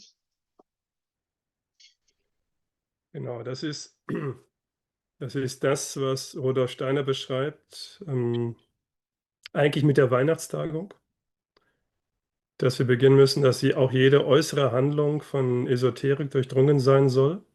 Das ist aber eigentlich, das ist natürlich ein hoher Anspruch, wenn man es wirklich schafft, es zu kultivieren, ist eigentlich eine dauerhaft reflexive Haltung, eigentlich ein dauerhaftes Leben bis zu einer gewissen Stufe aus dem höheren Selbst. Das ist natürlich, geht immer weiter, aber das ist damit verbunden. Das heißt, nicht mehr nur in dem alten Bewusstsein leben. Wir brauchen natürlich die Welt, die äußere Welt. Sie ist zwar Maya und trotzdem brauchen wir sie als Entwicklungsfeld. Aber wir brauchen sie eben, um Schritte zu tun und nicht eben, um jetzt wir müssen natürlich essen, trinken, ist ja klar. Aber ihr versteht schon, was ich sagen will. Wenn ich sage, wir brauchen sie nicht nur, um Brot zu kaufen, um zu essen und zu trinken, sondern es ist eben eigentlich ist es ein Entwicklungsfeld für uns als Menschen. Und das ist jetzt diese Zeit, wo die geistige Welt sich ein Stück zurückzieht und wo Eigenaktivität gefordert ist, diese Schritte zu gehen. Und gleichzeitig kommen aber eben die Hilfen. Die Hilfen eben mit dem, was wir Shambhala, was Rudolf Steiner Shambhala nannte, was schon die Alten in der Shambhala nannten. und was eben mit der Sphäre des Christus im Ätherischen zusammenhängt. Ja, vielleicht soweit. Ich wollte nur auf eins noch ganz kurz hinweisen. Das ist eben dieser zweite Punkt, wo wir eine Kraft gewinnen müssen, um diesen Weg gehen zu können. Das ist diese Furchtlosigkeit. Und die kommt, wir haben das letztes Mal geübt zusammen mit Modi in ganz speziellen, spezifischen Situationen. Und sie kann als Lebensgrundstimmung kommen, wenn wir uns mit unserem Schicksal identifizieren. Also wir sind unser Schicksal. Wir identifizieren uns, mit unserem Schicksal. Und das freut uns natürlich immer, wenn es schöne Erlebnisse sind, ist ja klar. Und wir sollen auch nicht bewusst schlechte Erlebnisse aufsuchen oder generieren. Aber gerade in den Situationen, wo wir eben schwierige Situationen durchmachen, schwierige Lebensverhältnisse, das sind genau die Situationen, wo wir uns eigentlich auf die andere Seite, auch eigentlich auf die Ebene des höheren Selbst heben dürfen und auch können. Und wir dann zufrieden sind, genau mit dieser schwierigen Situation, weil sie eigentlich zu uns kommt als Entwicklungshelfer. Irgendetwas sollen wir entwickeln. In einer Situation total unterschiedlich. Manchmal ist es auch Weltenkarma und es betrifft gar nicht einen individuell. Das sind auch Situationen. Aber sehr oft betrifft es uns individuell. Und dann hilft genau diese Haltung, die schafft eine unendliche Kraft. Wenn wir uns auf diese Ebene erheben, man kann es nennen Kultus der Zufriedenheit, dann passiert interessanterweise Folgendes, dass auch die Situation sich verändert. Die Verhältnisse ändern sich sehr häufig. Mindestens werden die Verhältnisse leichter handhabbar. Und das schafft eine große, große Kraft, die wir dann brauchen, wenn wir durch das Tor des Todes durchgeschritten sind und weitere Schritte gehen können. Ja, vielleicht zunächst mal so weit. Ich glaube, das war jetzt ein kurz, ja, es war jetzt ein Überblick, wo wir hier und da in die Tiefe gegangen sind. Vielleicht können wir jetzt in die Pause gehen und am Anfang nach der Pause vielleicht noch Fragen dazu haben oder Anmerkungen oder Erlebnisse, was auch immer. Und dann wird es nach der Pause, vor allen Dingen um eure Initiativen gehen. Einige haben sich schon angemeldet und ich freue mich schon sehr darauf. Wir sind ein bisschen über der Zeit. Mein Vorschlag ist, dass wir uns... Reicht euch eine Viertelstunde Pause? Oder wem reicht sie nicht? Der müsste sich jetzt melden. Dann schlage ich vor, dass wir uns um 18:10 Uhr hier wieder treffen. Also, bis gleich dann. Ach so, und wer noch Arkadis Musik hören möchte, lässt bitte das Mikro an und dann kann er Arkadis Musik hören.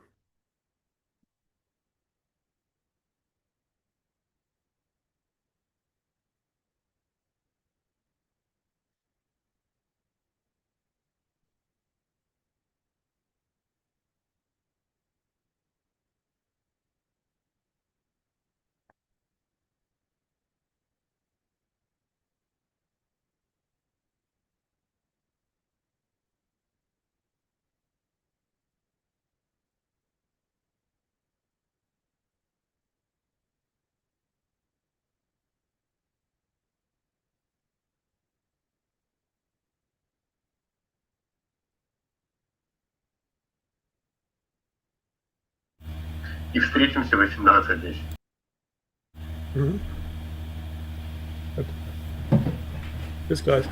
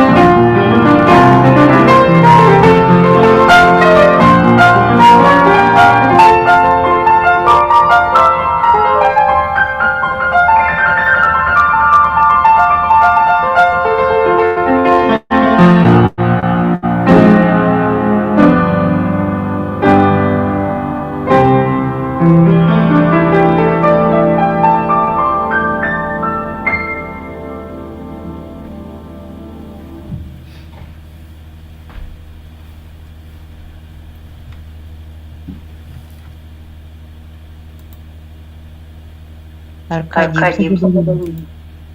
Dankeschön.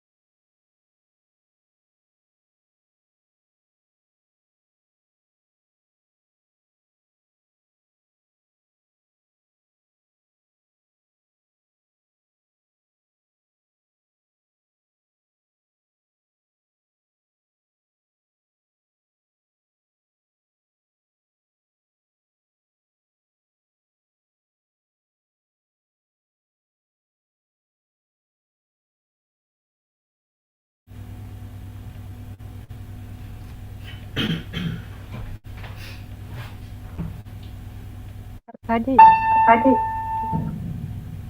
чуть-чуть меньше Меньше мощность. мощность. Что вы говорите? Чуть-чуть меньше Чуть меньше мощность. мощность. Да, я очень тихо играю как раз. Может быть, Может быть, мобильный рядом. рядом.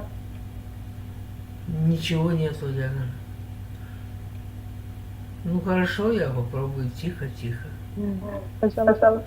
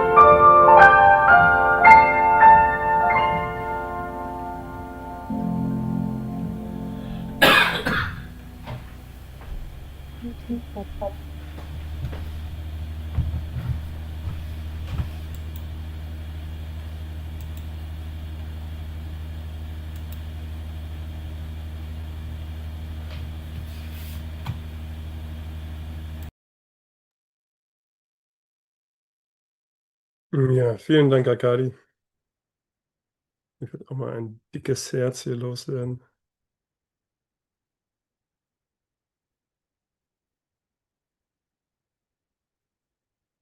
Schön. Ja. Heute haben sich einige Menschen schon angemeldet, um ihre Initiativen vorzustellen. Das freut mich sehr, denn es geht ja immer mehr um Zusammenarbeit. Und das sind auch nur die ersten Schritte. Ja, denn wir bauen schon kräftig an der Website, dass sie auch die ganzen Initiativen systematisch aufnehmen kann.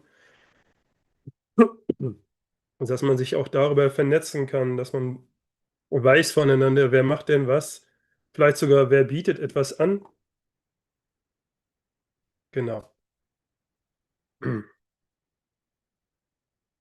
Das ist allerdings parallel in Arbeit und ist bisher mit viel Eigeneinsatz entstanden und wir haben jetzt auch ein bisschen Verstärkung erhalten, das ist wunderbar.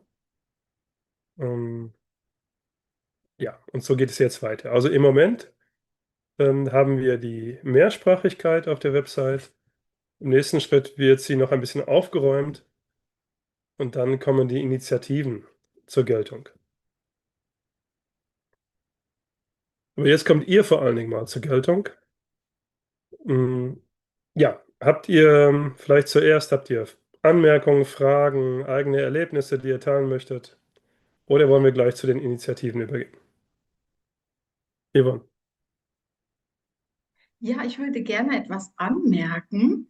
Mhm. Du hattest ja eben und auch Irina so gewissermaßen die Voraussetzungen genannt, um in die neue Welt zu kommen. Und ich mache in der letzten Zeit die Erfahrung, dass Wahrhaftigkeit ein ganz, ganz wesentlicher Faktor ist. Es ist mir auch einleuchtend, weil diese Welt ist ja die Welt der Wahrheit. Und für mich erscheint es so, dass wir nur, wenn wir selber wahrhaftig geworden sind, diese Welt überhaupt betreten können. Und manchmal gibt es Situationen, die erlebe ich wie Prüfungen. Ja, man könnte noch ein bisschen mauscheln. Ich hoffe, das Wort gibt es auf Russisch. Also man könnte sich noch durchmogeln.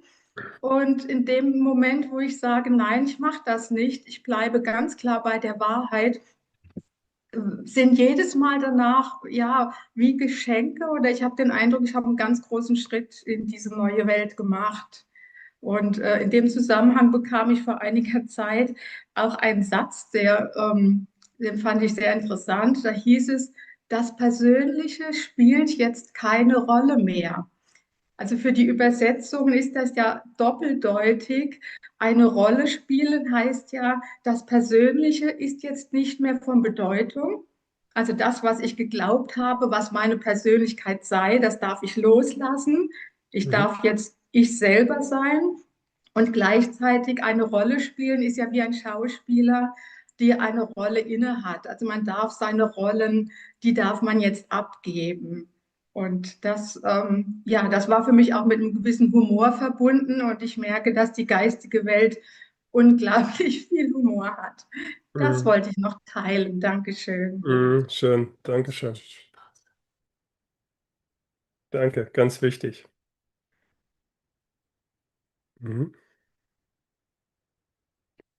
Ich gebe nur eine kleine Pause für die Übersetzung. Ja? Cordula? Geht aber jetzt.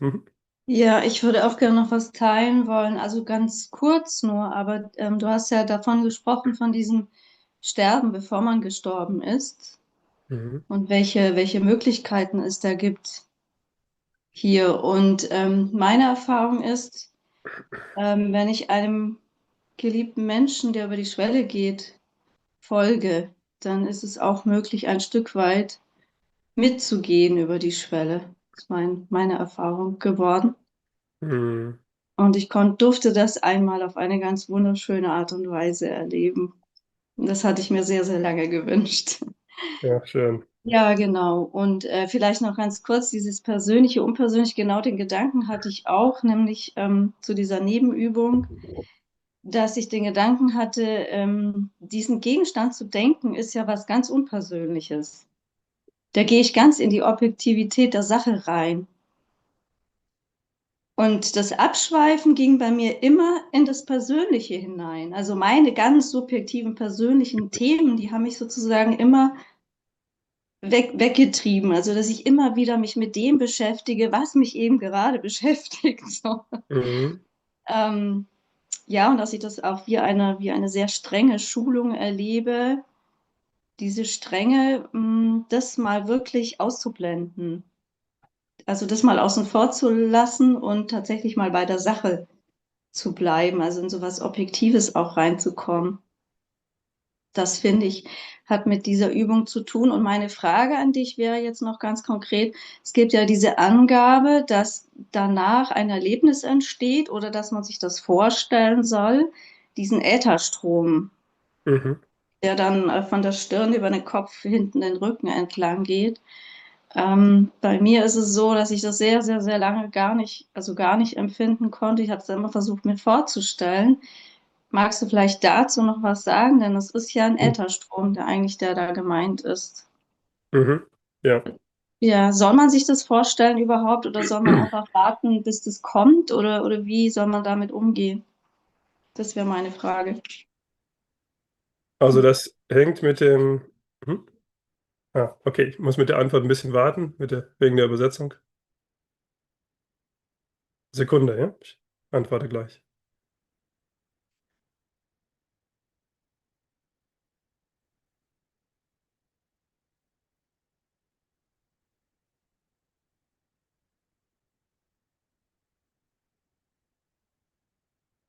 Kann ich? Jetzt? Okay, jetzt kann ich. Das ist ja eine Übung von den sogenannten 6 Nebenübungen. Und zusammen bilden sie das Herzchakra aus. Und Rudolf Steiner hat an vielen Stellen dazu gesprochen. Das ist also, da hat er viel mehr darüber gesprochen als über den Wieder beispielsweise. Natürlich steht viel in Wie erlangt man, aber eben auch, du berichtest jetzt aus Anweisungen für eine esoterische Schulung. Da steht es eben dran, wie man damit weiter umgehen kann. Und das sind halt Anweisungen für seine Schüler gewesen.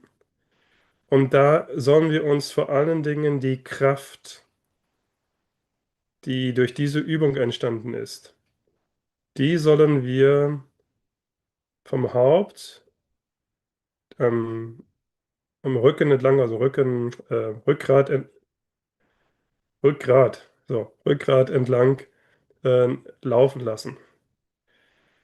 Es ist die Kraft. Das heißt, die Übung geht eigentlich so, dass wir genau das machen, was wir heute gemacht haben.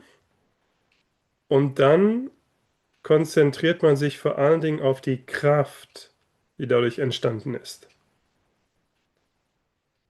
Ja? Es ist dann nicht mehr wichtig, was haben wir gedacht, der Gegenstand ist gar nicht wichtig, sondern nur, welche Kraft ist in unserer Seele entstanden.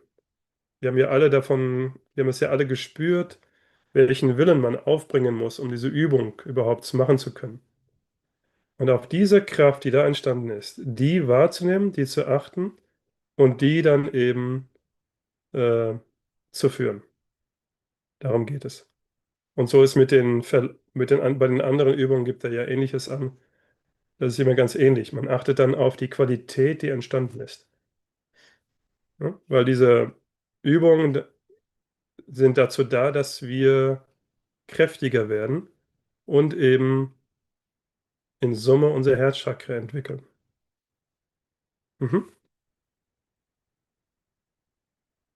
Ist das soweit ausreichend für dich, oder?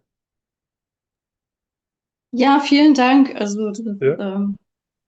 es gibt mir einfach nochmal auch eine gewisse Bestätigung, dass ich nicht völlig falsch liege. Nein, überhaupt nicht. Ganz wichtig. Vielen Dank. Ja. Bitte. Ja, Theru, ne? Oder Thierry? Oder Patricia, einer von beiden. Ja, hallo, Hallo. Patricia. Ich habe da irgendetwas, vorhin hatte ich die Hand so gemacht und man hat es nicht gesehen. Aber es geht ja auch um die Nebenübung vorhin. Und ich wollte noch dazu was sagen, da die geistige Welt nicht immer schön ist. Also Humor muss man ja, muss da sein. Das ist ja klar. Aber man erlebt manchmal Sachen, die grausam und ganz schlimm sind. Und eben in diese Nebenübung habe ich mich gar nicht konzentrieren können. Und ich mache die mehrmals, die Nebenübung. Und dieses Mal habe ich mir ein Objekt vorgestellt. Das war eine Nadel.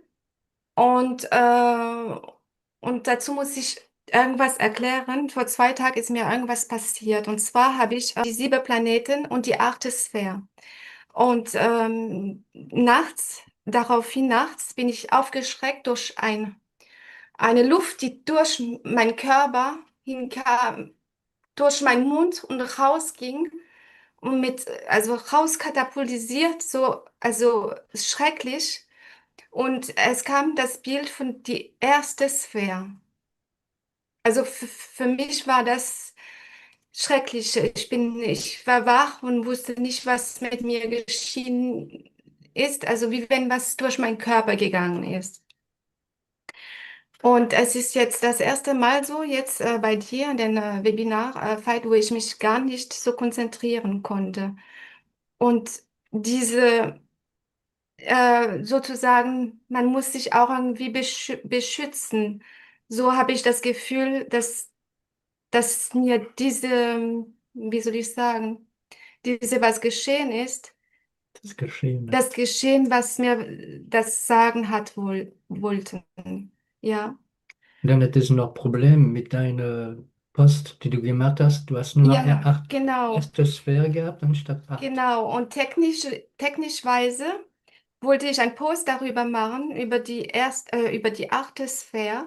Und auf meinen Post, ich konnte nicht posten, ist immer die 1. Sphäre gekommen. Die Technik hat mir das ganz was anderes hingeschrieben, wie ich schrieb. Und dann hatte ich Thierry gefragt, was steht denn bei dir auf die Gruppe? Sagte er zu mir, die 8. Sphäre. Dann hatten wir das verglichen und da nur zu sagen, das ist, ja, es ist im Moment, muss man schon ganz schön aufpassen, ja. Mhm. Das wollte ich eigentlich dazu sagen. Und ich weiß, ich kenne auch jemanden, möchte ich nicht den Namen sagen, der ist beim ein Seminar auch spirituell angegriffen worden und ist heute im Rollstuhl. So, Mhm. irgendwie, ich muss dazu sagen, ja. Das war nur, ja, finde ich ganz wichtig. Mhm. Ja. Also erstmal ist es ein ganz wichtiger Moment und gerade die Nebenübungen einerseits sind genau solche Schutzübungen, weil sie eben tatsächlich wach machen, im Denken, Fühlen bis hin in den Willen sogar hinein. Und dann wird man eben wach für die Einflüsse. Ja, selbst ich hatte ja anfangs gefragt, woher kommen die Gedanken und so weiter. Wenn man die weitermacht und wirklich kräftig macht, dann wird man eben genau dafür wach. Man kann sehr, sehr schnell wahrnehmen, ist das jetzt etwas, was von mir kommt oder ein äußerer Einfluss und so weiter. Also das ist mal das eine. Und das zweite ist für die Arbeit, gerade mit dem virtuellen Raum. Da gibt es eben die Möglichkeit, gerade mit Vidar zusammenzuwirken. Der hilft uns im virtuellen Raum. Und wir bauen den tatsächlich vor diesem Treffen auf. Aber ich glaube, ist ein guter Hinweis, vielleicht bauen wir den mal zusammen auf. Dass wir wollten jetzt nicht gleich mit der Tür ins Haus fallen, weil ihr merkt ja schon allein, dass die Frage mit dem Tor des Todes und so, das sind solch große Themen. Aber wir können ja einfach ein paar Dinge mal machen und so kann man einfach am Tun auch lernen, zum Beispiel diesen Raum aufzubauen. Und wenn ihr damit einverstanden seid, machen wir das beim nächsten Mal auch. Ja? Das ist eben auch ein Schutzraum, gerade für den Internetraum. Das gehört zu den Methoden wie das. Ja, und da gibt es noch mehr Methoden. Ja, danke. Ja. Möchte noch jemand teilen?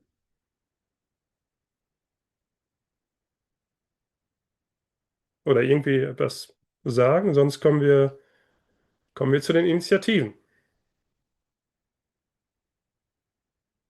Ja? Wenn ihr Fragen habt, könnt ihr auch zwischendurch noch fragen. Wir sind ja nicht irgendwie in der Schule oder so. Genau. Initiative. So, da hatte Gerlinde sich nee, eine Vollangestellte ist das falsche Wort, weil sie war eigentlich letztes Mal schon dran und dann gab es einen längeren Beitrag und jetzt kommt aber Gerlinde aus Österreich. Genau. Na gut, ja. Es ist etwas passiert und zwar, du hast mich ersucht, dass ich einen Lebensrückblick schreibe. Und in diesem Lebensrückblick hat sich für mich wieder etwas aufgetan, nämlich das geht in diese Richtung, dass ich mich selber mehr kennengelernt habe. Und wie soll ich das erklären? Es hat ja auch damit schon begonnen, dass ich von Thierry einen Haufen, ganz viel Material bekommen habe von Anthroposophen, die was Biografiearbeit gemacht haben. Und das habe ich mir alles, nicht alles, aber einiges gelesen. Und da sind so interessante Inhalte drinnen. Und wie soll ich sagen, die was mich inspiriert haben. Und bitte hilf mir jetzt, lieber Veit, von was genau soll ich jetzt genau erzählen? Was hat dich besonders berührt? Du hast das ja zu lesen bekommen.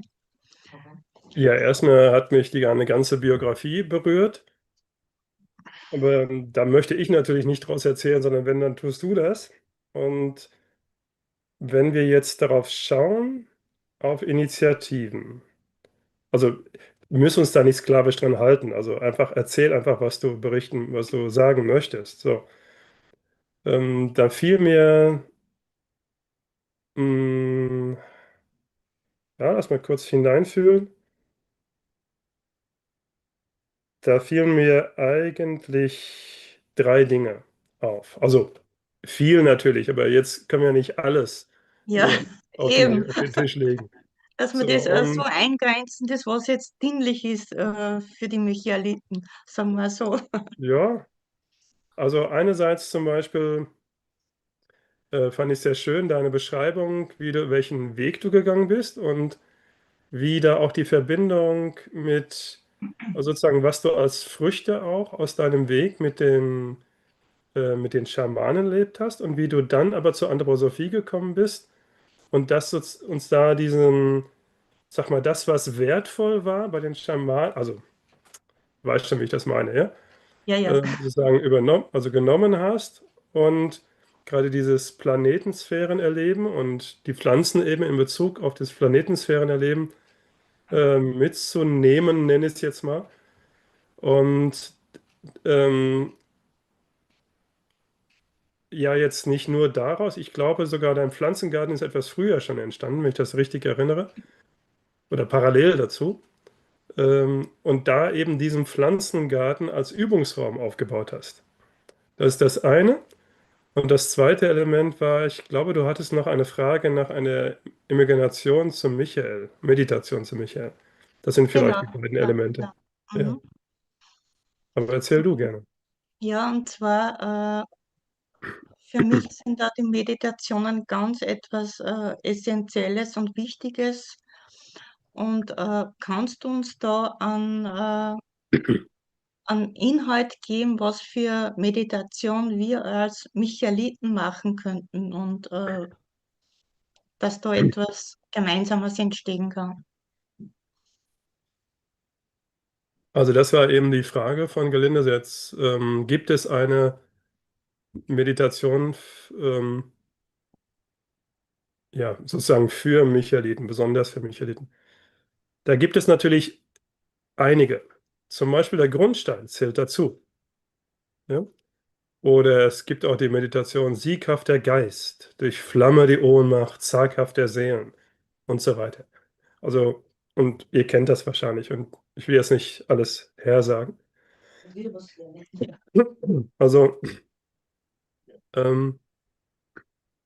da gibt es schon einiges, was eine sehr besondere Imagination ist oder eine Meditation.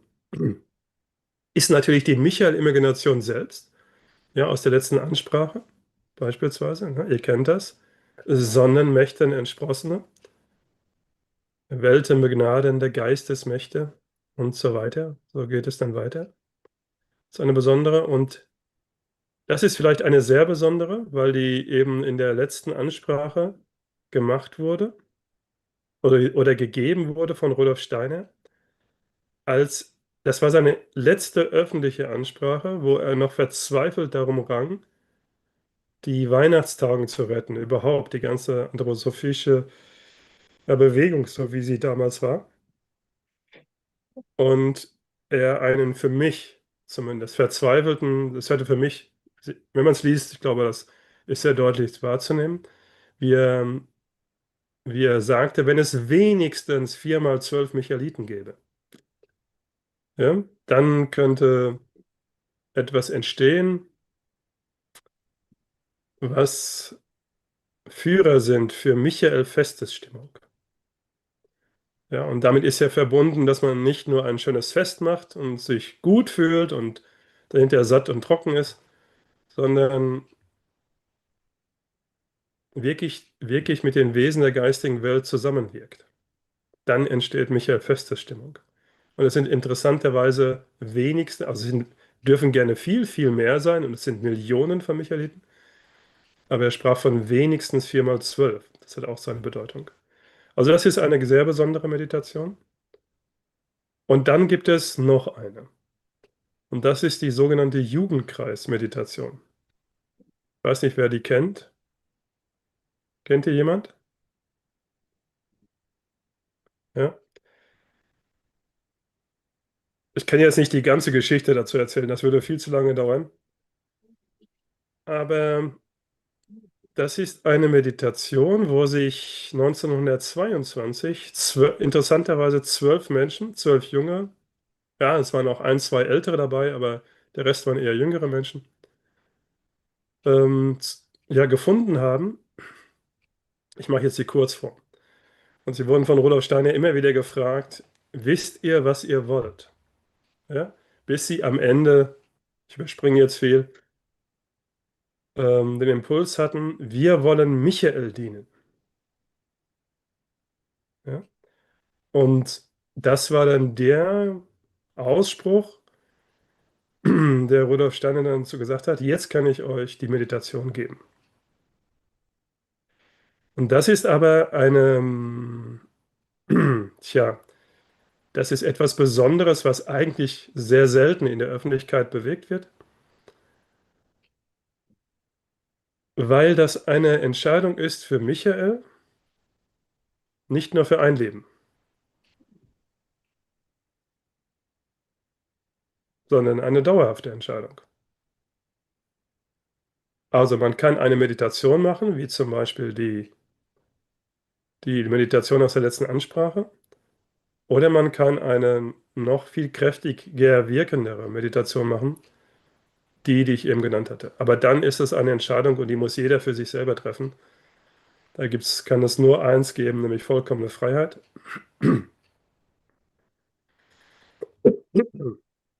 Weil es eben ja mit dieser Entscheidung verbunden ist.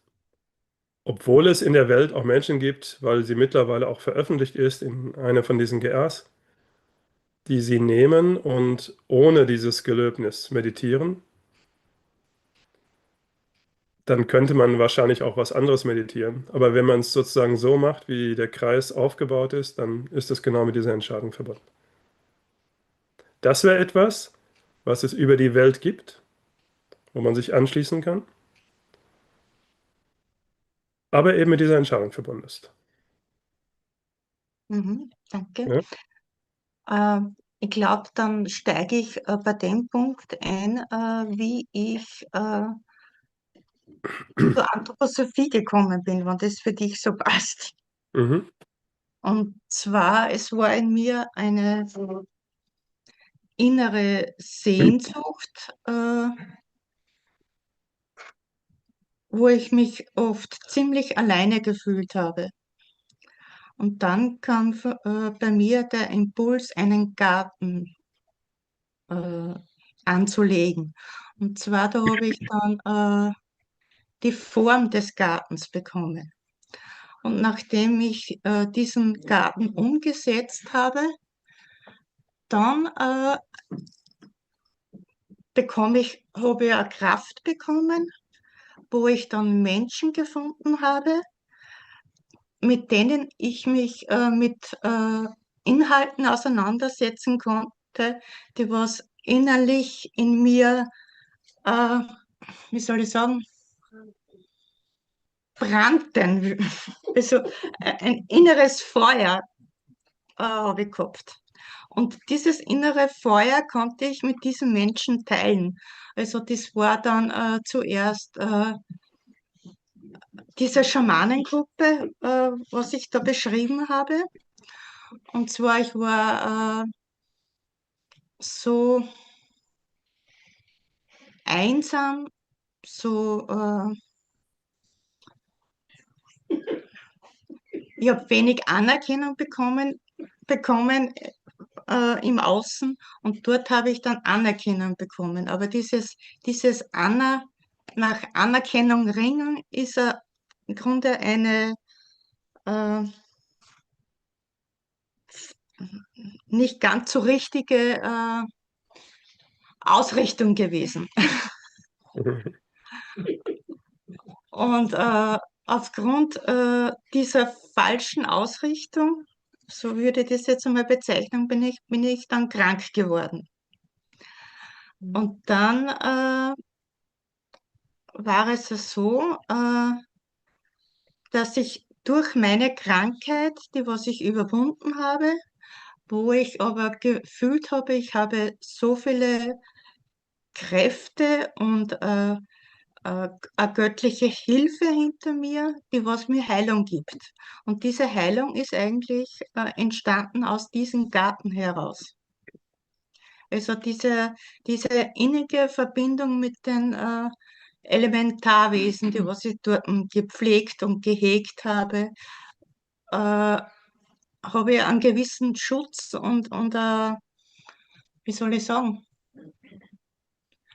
eine Hilfe gehabt. Und ich war mir ganz sicher, dass ich wieder gesund werde, obwohl mein Umfeld rundherum damit fast nicht mehr gerechnet hat, weil es ist immer schlimmer geworden und immer schlimmer geworden.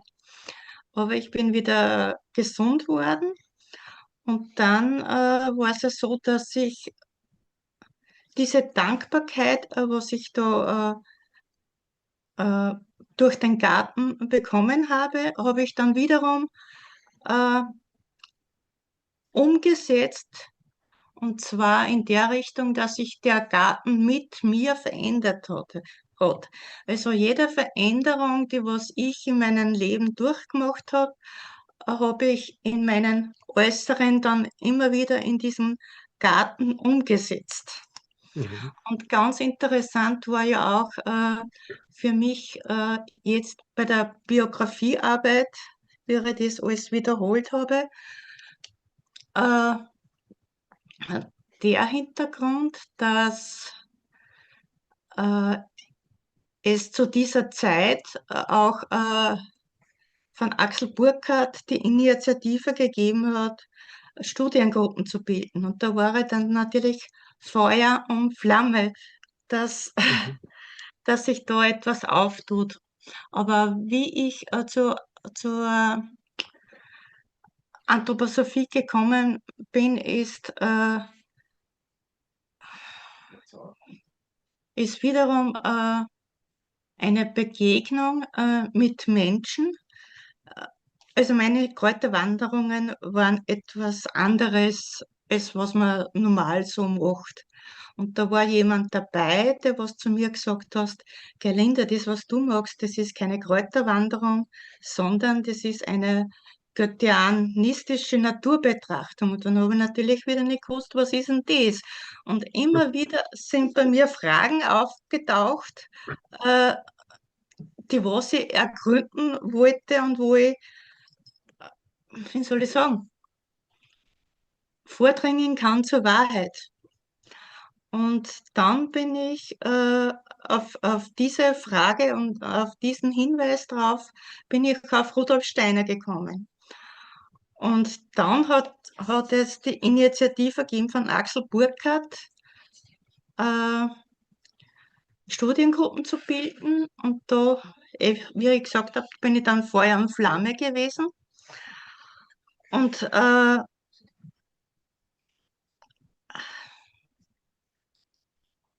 na, vorher ist noch etwas anderes gewesen. Und zwar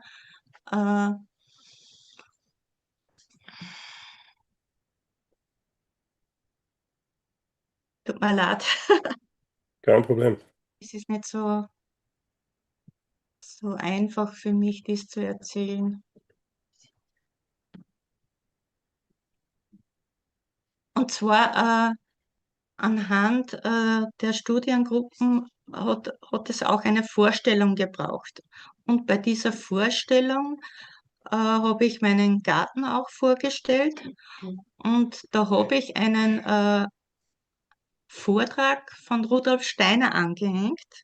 Und dieser Vortrag war aus Köln. Und in diesem Vortrag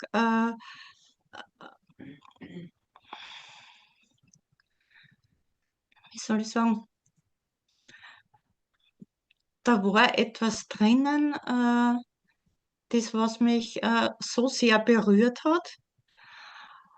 Und in diesem Vortrag war auch so ein, wie soll ich sagen, ich habe richtig Nahrung bekommen. Also für mich ist dann Anthroposophie so etwas geworden wie eine Seelennahrung. Und dann war es ja auch so, dass ich genau in meiner Zeit, wo ich wo ich noch krank war, genau in der Nähe von Neudörfl, wo eigentlich Rudolf Steiner die Kindheit verbracht hat, seine Biografie gelesen hat. Und so bin ich so richtig vertraut worden mit den Wesen Rudolf Steiner. Also nicht mit der Person Rudolf Steiner, sondern mit seinen Wesen, wer er eigentlich ist. Und dann habe ich so viele liebe Menschen kennengelernt.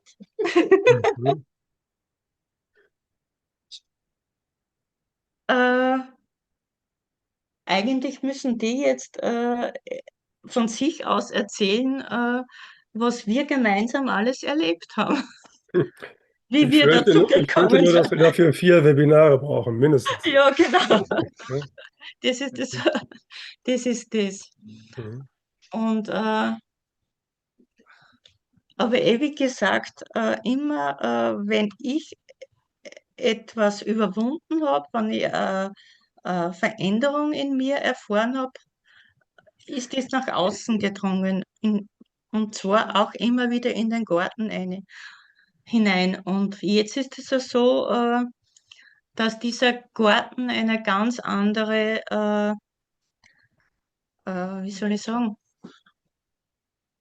ganz einen anderen Inhalt hat, wie es noch am Anfang war.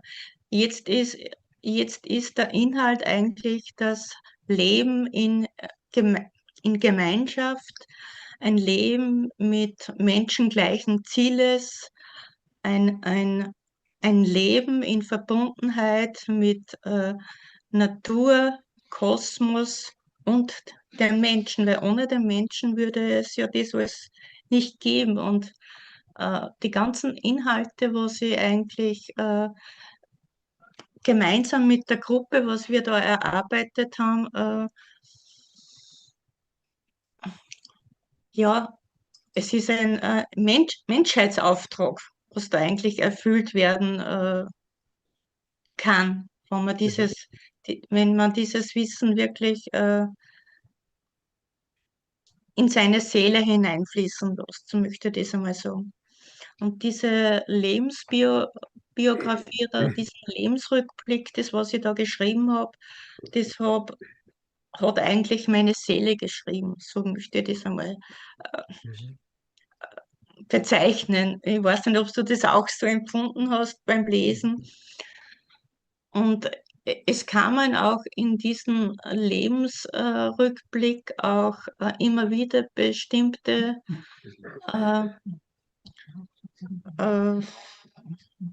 Weisheitslehrer vor.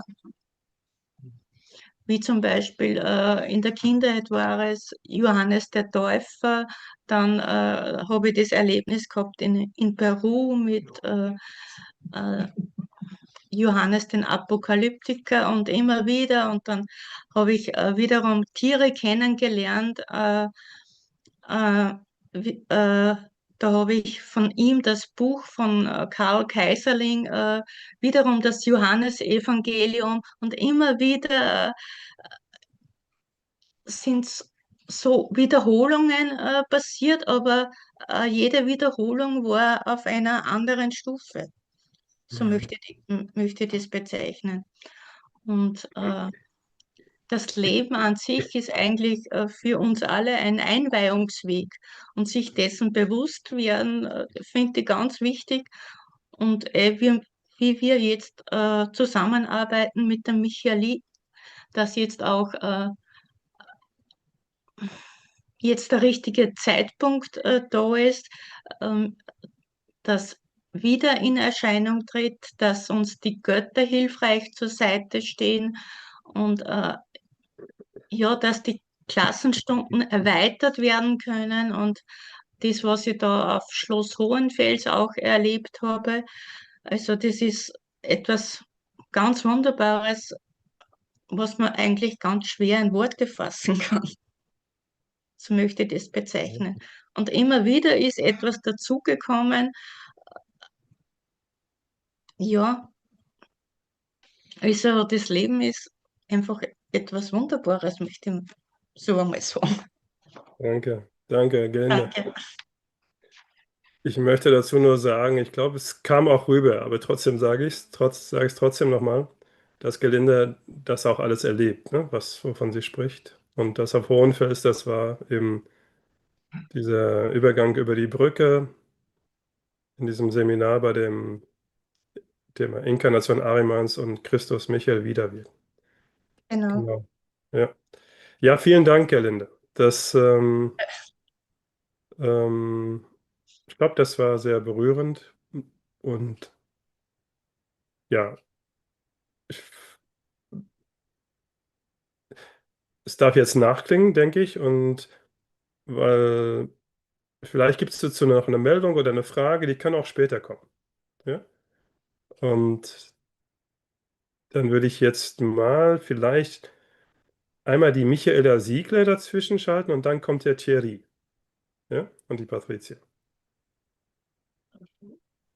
Ja, Michaela, würdest So, du jetzt. anschließen? Ja, also ich finde das sehr ergreifend jetzt. Ich weiß gar nicht, ich kann nicht so gut das beschreiben vielleicht wie jetzt Gerlinde, aber ich versuche es jetzt einfach mal. Ich beschäftige mich schon seit einigen Jahren auch aufgrund so eines Initialerlebnisses mit der Welt der Naturgeister. Und da fühle ich mich natürlich sehr verbunden mit den Menschen, die auch, denen auch die Erde und deren Heilung ein Anliegen ist.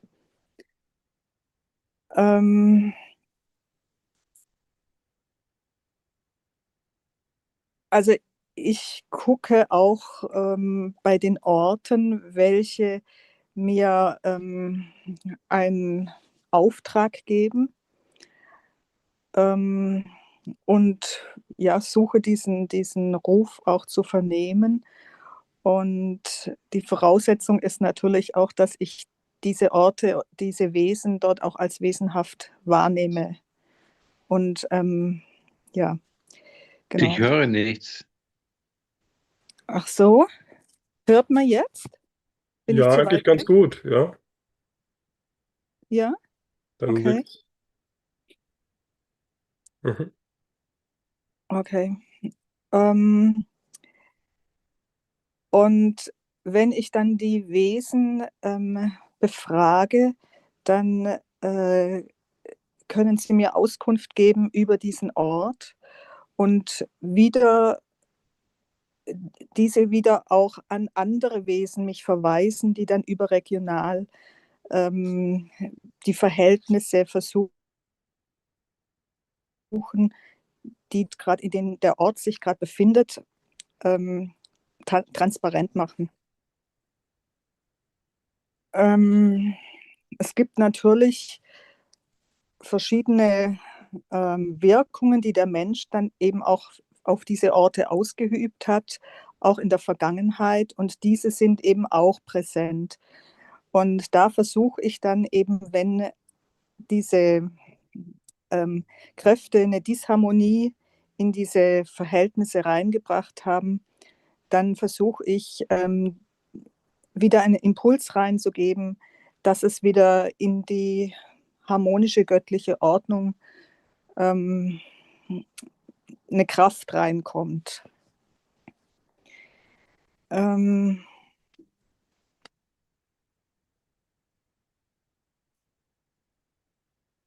Und das Phänomen finde ich, dass genau diese Voraussetzungen, die da dazu notwendig sind, dass die heute gerade zur Sprache kamen.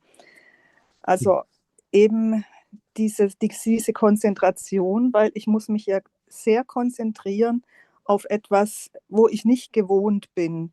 Also auf nicht sinnliche Dinge muss ich mich konzentrieren. Und ich muss mich auch im Seelengleichgewicht halten, damit nicht meine Emotionen oder ja, Gedanken praktisch das beeinflussen, was mir die Wesen als Botschaft geben wollen. Und die Offenheit, die ist eben auch, diese Unvoreingenommenheit, die ist auch wichtig, dass ich mir keine vorgefasste Meinung haben, also dass ich keine vorgefasste Meinung habe, wie das jetzt nun zu sein hat oder in welche Entwicklung das hingehen soll.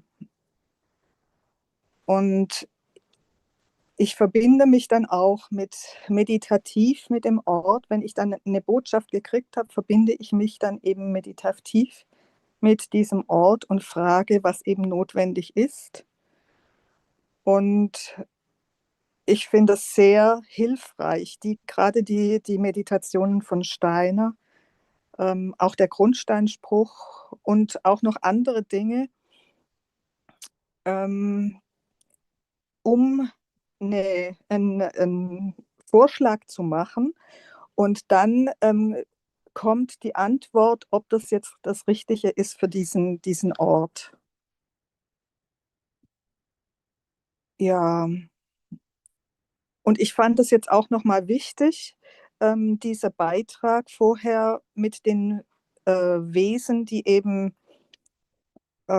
sich auch reinschleichen können und solche Erlebnisse zeitigen, wie mit der 8. Sphäre zum Beispiel, weil genau da, das ist ein ganz, ganz schmaler Grat. Also so erlebe ich das auch, gerade bei Heilungsarbeiten an belasteten Orten, dass man sich eben nicht in diese hineingibt, sondern tatsächlich die nur erkennt und die Botschaft von den hilfreichen Wesen sich klar macht, also meditativ dann klar macht, um eine Wandlung da zu bewirken. Ja, und Steiner sagt ja auch, wir müssten eigentlich schon so weit sein, dass wir eine Führung dieser Naturwesen zustande kriegen. Und ja, ich finde, das ist so dringend, dass sich da jemand drum kümmert. Und ich würde mich natürlich freuen, wenn dann vielleicht auch sich noch andere dazu gesellen. Ich habe zwar immer wieder mal jemand dabei, man muss ja auch gucken, wer hält dann solche Sachen aus. Es kann ja auch jetzt nicht jeder genau diese Energien auch aushalten. Und da muss ja dann auch jeder selbst verantwortlich für sich sein, damit er einen Impuls, der getragen ist vom Ich, zu einer Wandlung mit beitragen kann. Ja. Ja, weil sonst ist es ja auch so, dass eben, wie du vorher gesagt hast, eben Ahriman sich einschleicht und dann die anderen Inspirationen lebendig macht. Aber das sind ja nicht die das dann wirklich im Guten für die Erde wandeln. Ja, also da bin ich dabei. Und ich habe auch diese Landschaftsaufgaben jetzt in meiner Umgebung und die betreue ich sozusagen. Mhm. Ja. Michaela, eine Frage oder Ja. eine Bitte, Ja. weil ich wollte gerne auch noch den Thierry zum Beispiel und die Patricia noch ein bisschen den Raum geben. Könntest du denn du hast es schon wunderbar beschrieben und ich glaube auch einen ganz wesentlichen Punkt gebracht, gerade diese Wachheit. Das ist übrigens der Grund, warum warum Rudolf Steiner eigentlich sagt, dass man zuerst durch das Tor des Todes gehen soll. Weil das bedeutet, das ist ein bisschen schwieriger, als durch die anderen Tore zu gehen. Man kann durch andere Übungen relativ schnell zu Ergebnissen kommen. Aber dadurch kriegt man genau diese Leibfreiheit hin und wird eben wach für die, sag mal, nicht guten Einflüsse. Und wenn man zuerst auf anderem Wege da hineinkommt, dann ist man nicht wach genug. Und das ist vor allen Dingen der Grund. Das heißt, erst den Astralleib und ich lösen und dann mit dieser Klarheit und Wachheit die nächsten Schritte gehen.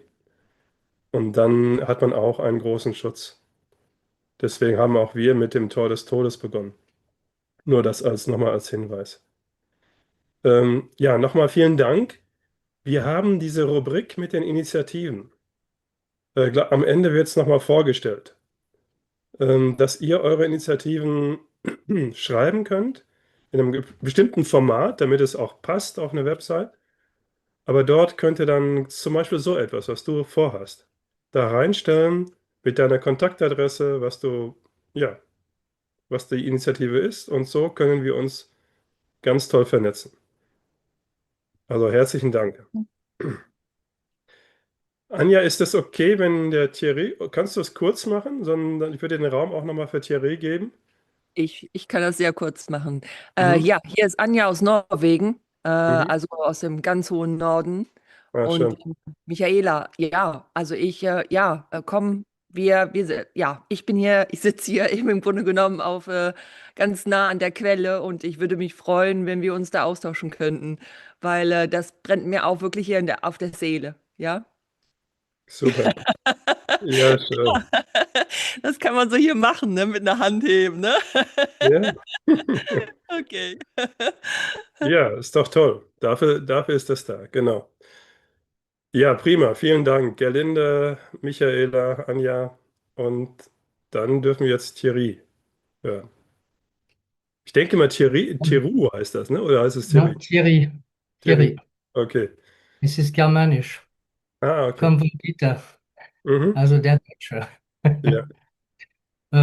Also, Patricia und ich möchten wir euch erstmal herzlich grüßen, weil wir kennen uns alle erstmal gar nicht. Und jetzt möchte ich gerne über unsere verschiedenen Initiativen, die wir in Frankreich aufgebaut haben. Und um das erstmal zu verstehen, was wir gemacht haben, muss ich zuerst sagen, dass Frankreich ist eine anthroposophische Wüste. Mhm. Es gibt hier bei uns keine anthroposophische Medizin, keine anthroposophische Kliniken, keine biodynamische Bau, so gut wie gar nichts. Und ich gebe nur ein Beispiel. Es gibt in Deutschland 257 Waldorfschulen, in Frankreich 14. Und Frankreich ist das größte Land von der Oberfläche in Europa.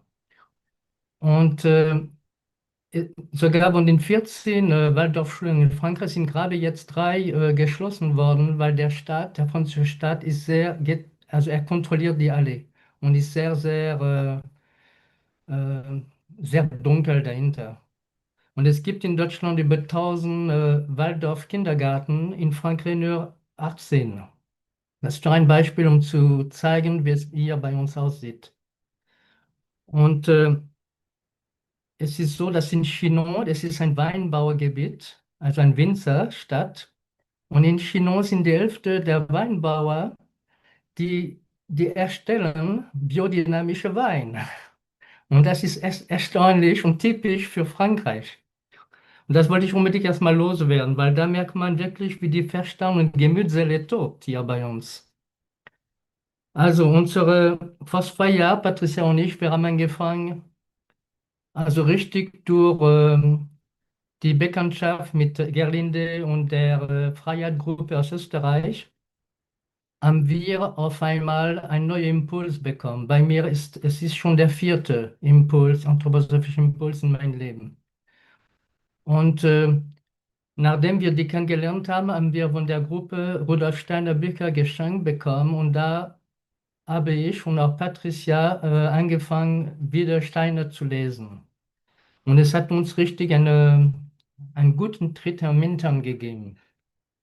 Und durch dieses Austausch, danach haben wir weiter nach anderen Gruppen gesucht. Und letztes Jahr sind wir auf Malte Dickmann zugestoßen, der ein Buch von mir gelesen hatte und er hat uns eingeladen.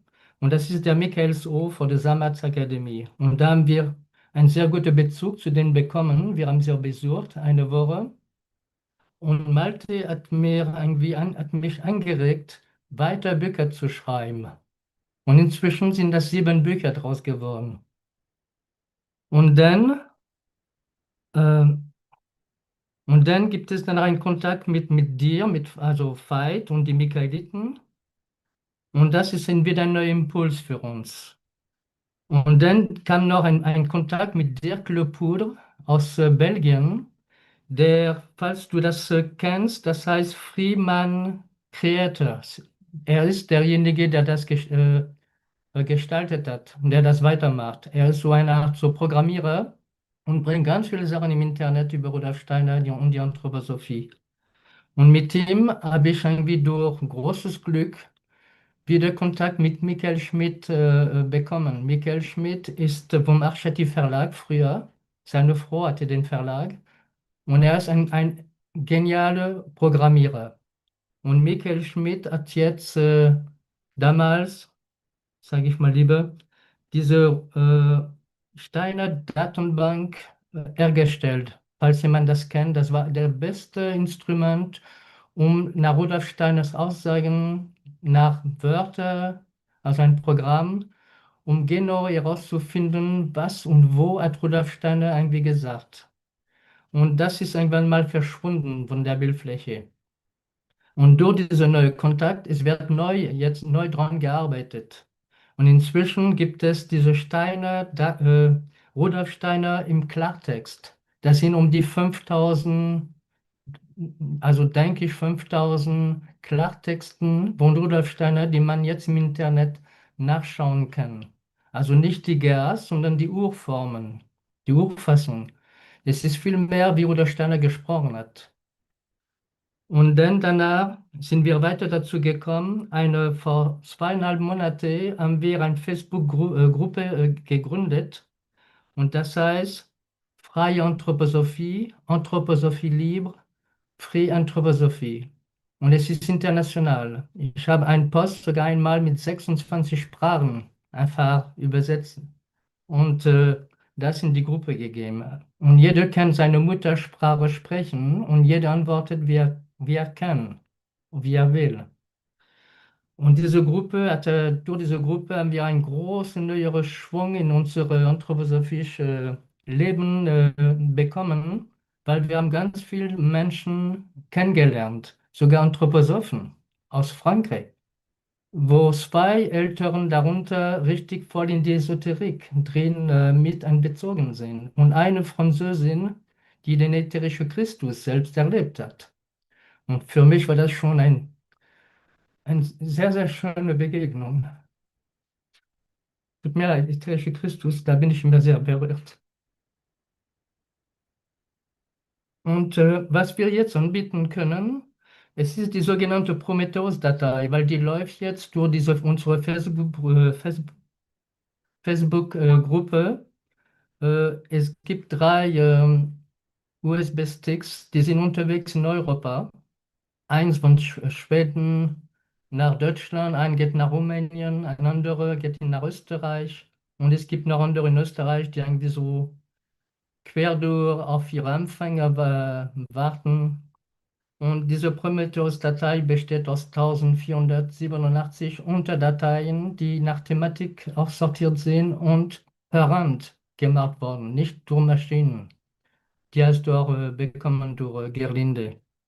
Das könntest du zum Beispiel jedem anbieten in der Gruppe. Und das Uranus-Archiv, den ich im Jahr 2004 begründet hatte, wird bald neu wieder online sein, hoffe ich. Es wird noch dauern. Steiner Datenbank wird auch bald wieder online. Die beiden Programmierer sind voll dabei, dran zu arbeiten.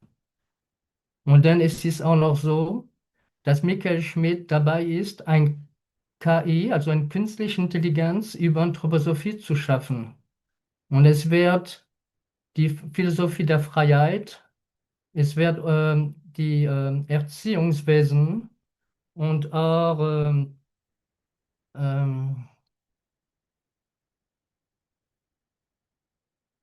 es gibt noch ein Thema dazu. Und man wird danach diese KI ansprechen können, wie die normale KI, wie ChatGPT. Und es wird aber nur über Anthroposophie, über das, was Rudolf Steiner gesagt hat. Also das andere ist die Dreigliederung.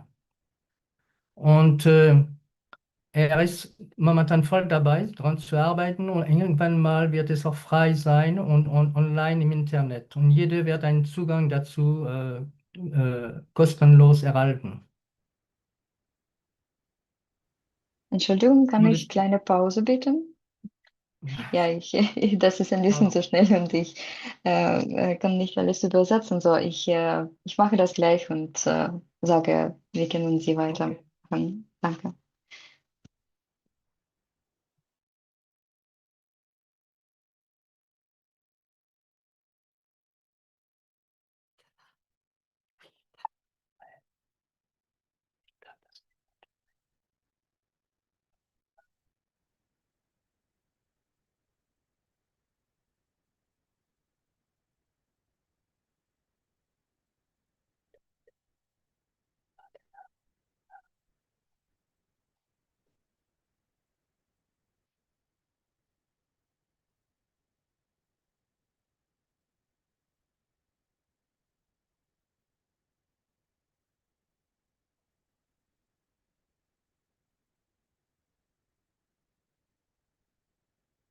Wir warten nur auf die Übersetzung, ne? Das Ich war eine weiß, Übersetzungspause. Mhm. ich bin nicht ausgeschaltet. Ja, gut. Mhm.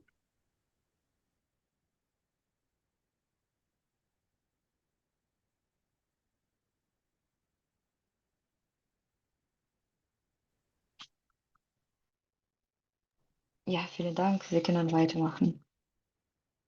Also ich wiederhole, wir können die Prometheus-Datei anbieten, das Uranus-Archiv und Steiner Datenbank und der KI kommen bald. Wir haben noch 4 Bücher, die wir anbieten können. Die können wir sogar per Mail schicken. Es sind 2 anthroposophische Ratgeber.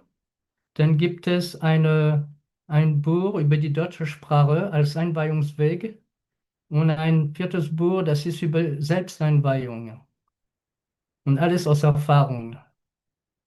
Und dann gibt es, was ich gerne auch machen möchte, ist ein Büchertausch. Weil für das Uranus-Archiv bekomme ich öfter mal Kartons von Büchern geschenkt und ab und zu mal habe ich welche doppelt. Und die doppelten würde ich gern weiter verschenken. Und falls jemand Interesse hat, könnte man eine Antiquariatbörse vielleicht auch noch erstellen dazu. Das ist das, was wir euch anbieten können. Das war's. Over, Roger. Vielen, vielen Dank. Ich glaube, das war auch schon eine sehr, sehr lange Liste. Auch mit sehr, sehr interessanten Dingen. Also alles war interessant. Auch für dich, lieber Thierry, für euch beide. Schreibt es gerne auf. Wir stellen am Ende nochmal vor, wie wir das machen können. Oder spätestens beim nächsten Webinar, dass wirklich das, was wir uns gegenseitig zu sagen, zu schenken haben, dass wir das dann auch finden können auf der Website. Also all Genau. das, was das dann, ja, dann kommt es auch unter die Menschen. Genau. Mhm. Okay. Ja, vielen Dank. Ich möchte noch was Jetzt, dazu sagen, noch eine Kleinigkeit, und zwar, mhm. ganz kurz, wie ich dazu zur Anthroposophie kam. Und zwar durch viel Leid. Man kommt nicht einfach so zu Anthroposophie. Also von meiner Erfahrung her möchte ich dazu sagen. Und durch das viele Leid, meine Biografie, was ich hatte, kam ich zu einer Ärztin und die sagte zu mir, kennen Sie die Anthroposophie? Und ich sagte, nein. Das war vor vielen Jahren. Und diese Ärztin sagte, das würde sehr gut zu Ihnen passen. Mhm. Und sagte sie zu mir, Sie müssten jetzt, also es wäre gut, eine Kur zu machen. Und ich schicke Sie zu einer anthroposophischen Kur. Und da kam es dazu, dass ich Thierry dann kennenlernte. Und so kam ich dann also diese Kur war auch anthroposophisch. Und da Husemann Klinik. ja, die Husemann Klinik in Freiburg. Und da lernte ich dann Thierry kennen. Mhm. Ja, das war's eigentlich. Was ich noch Dankeschön. dazu. Okay. Dankeschön, Und Patricia. Hm? es ist schön, dass es euch gibt. Herzlichen Dank. Dankeschön. Jetzt wollte, glaube ich, Gerlinde oder Gruppe Gerlinde noch etwas sagen. Und übrigens, Gerlinde, wenn du schon sprichst, es gibt eine Frage an dich im Chat. Und zwar die Frage, Gerlinde, ich lese sie mal vor. Mhm. Gerlinde, wie erlebst du deine Verbindung zum Erzengel Michael? Ja, und zwar, es war Schloss Hohenfels, wie wir dieses Mysterienspiel gemacht haben. Da war es so,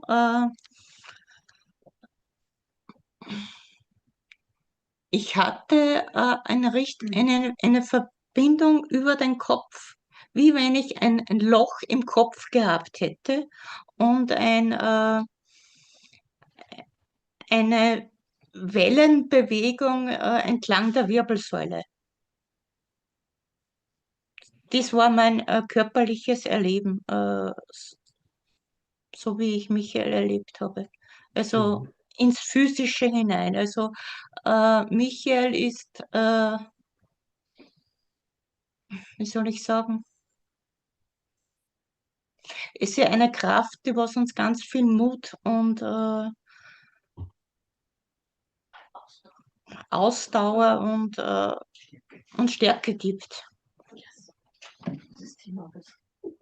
So habe ich das erlebt. Mhm. Dankeschön.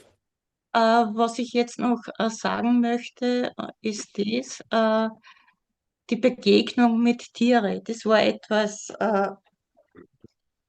ganz Fruchtbares für unsere ganze Gruppe.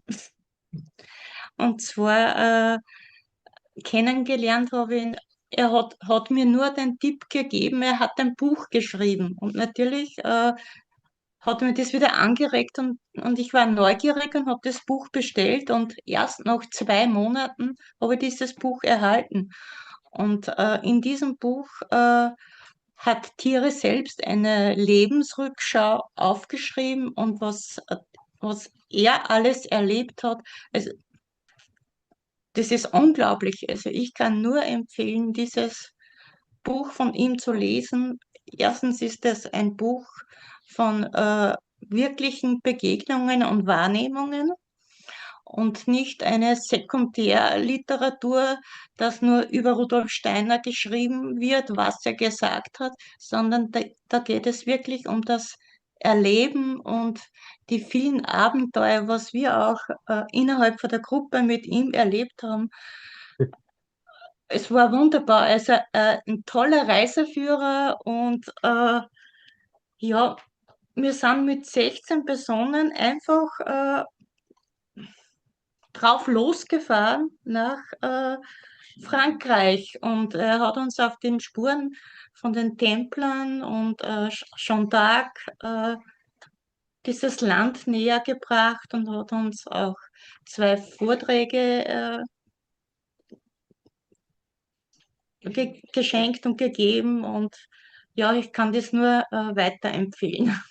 Mhm. Und auch seine Bücher, weil, wie gesagt, da geht es wirklich um das Erleben. Wunderbar. Das war's. Dankeschön. Danke. Ja, heute, ich finde es spannend. Letztes Mal war es wirklich mehr so die einzelnen Initiativen wie eine Gruppe gründen oder sowas in der Art. Und heute war es sehr privat, also sehr persönlich, biografisch. Ganz spannend, wie sich das entwickelt, finde ich sehr schön. Aber wie es sich entwickelt. Ja, Thierry, du schreibst ja oder hast ein Buch geschrieben über die deutsche Sprache. Das S ist ein ganz spannendes Wort. Ähm, genau. Ja, gerne möchten wir noch darauf hinweisen, dass eben wirklich Initiativen, also alles, was wir gehört haben, ihr könnt es aufschreiben. Ich denke mal, wir werden das Format beim nächsten Mal präsentieren. Dann werden wir auch nochmal vorstellen, zum Beispiel ein Unternehmen aus der Ukraine, das eben ja, das in Zusammenarbeit mit der geistigen Welt arbeiten will. Es ist ein Unternehmen, das Möbel und Betten, Zubehör, Matratzen herstellt, zum Beispiel. Ähm, bitte? Nee, nee, beim nächsten Mal. Ähm, Beim nächsten Mal, ne? Ist besser. Ja, Lutsche, ne? Oder? Beim nächsten Mal, genau. Weil es würde jetzt viel zu wenig, das dauert ein bisschen länger und das würde jetzt sehr gepresst sein. Und ja, ist ganz spannend. Dann über eine Initiative zur Mysterienmedizin, dass wir wirklich ähm, ja eben auch diese neuen Wege nutzen können, die es eigentlich gibt, schon seit langem eigentlich, und bei denen auch verschiedene Menschen auch unterwegs sind, aber die eben zusammenzubringen. Wenn jemand unter euch ist, der in diesem Felde unterwegs ist, bitte meldet euch gerne. Mm, Genau, da werden wir erste Schritte vorstellen. Und dann vielleicht noch mal der Hinweis Moment, auf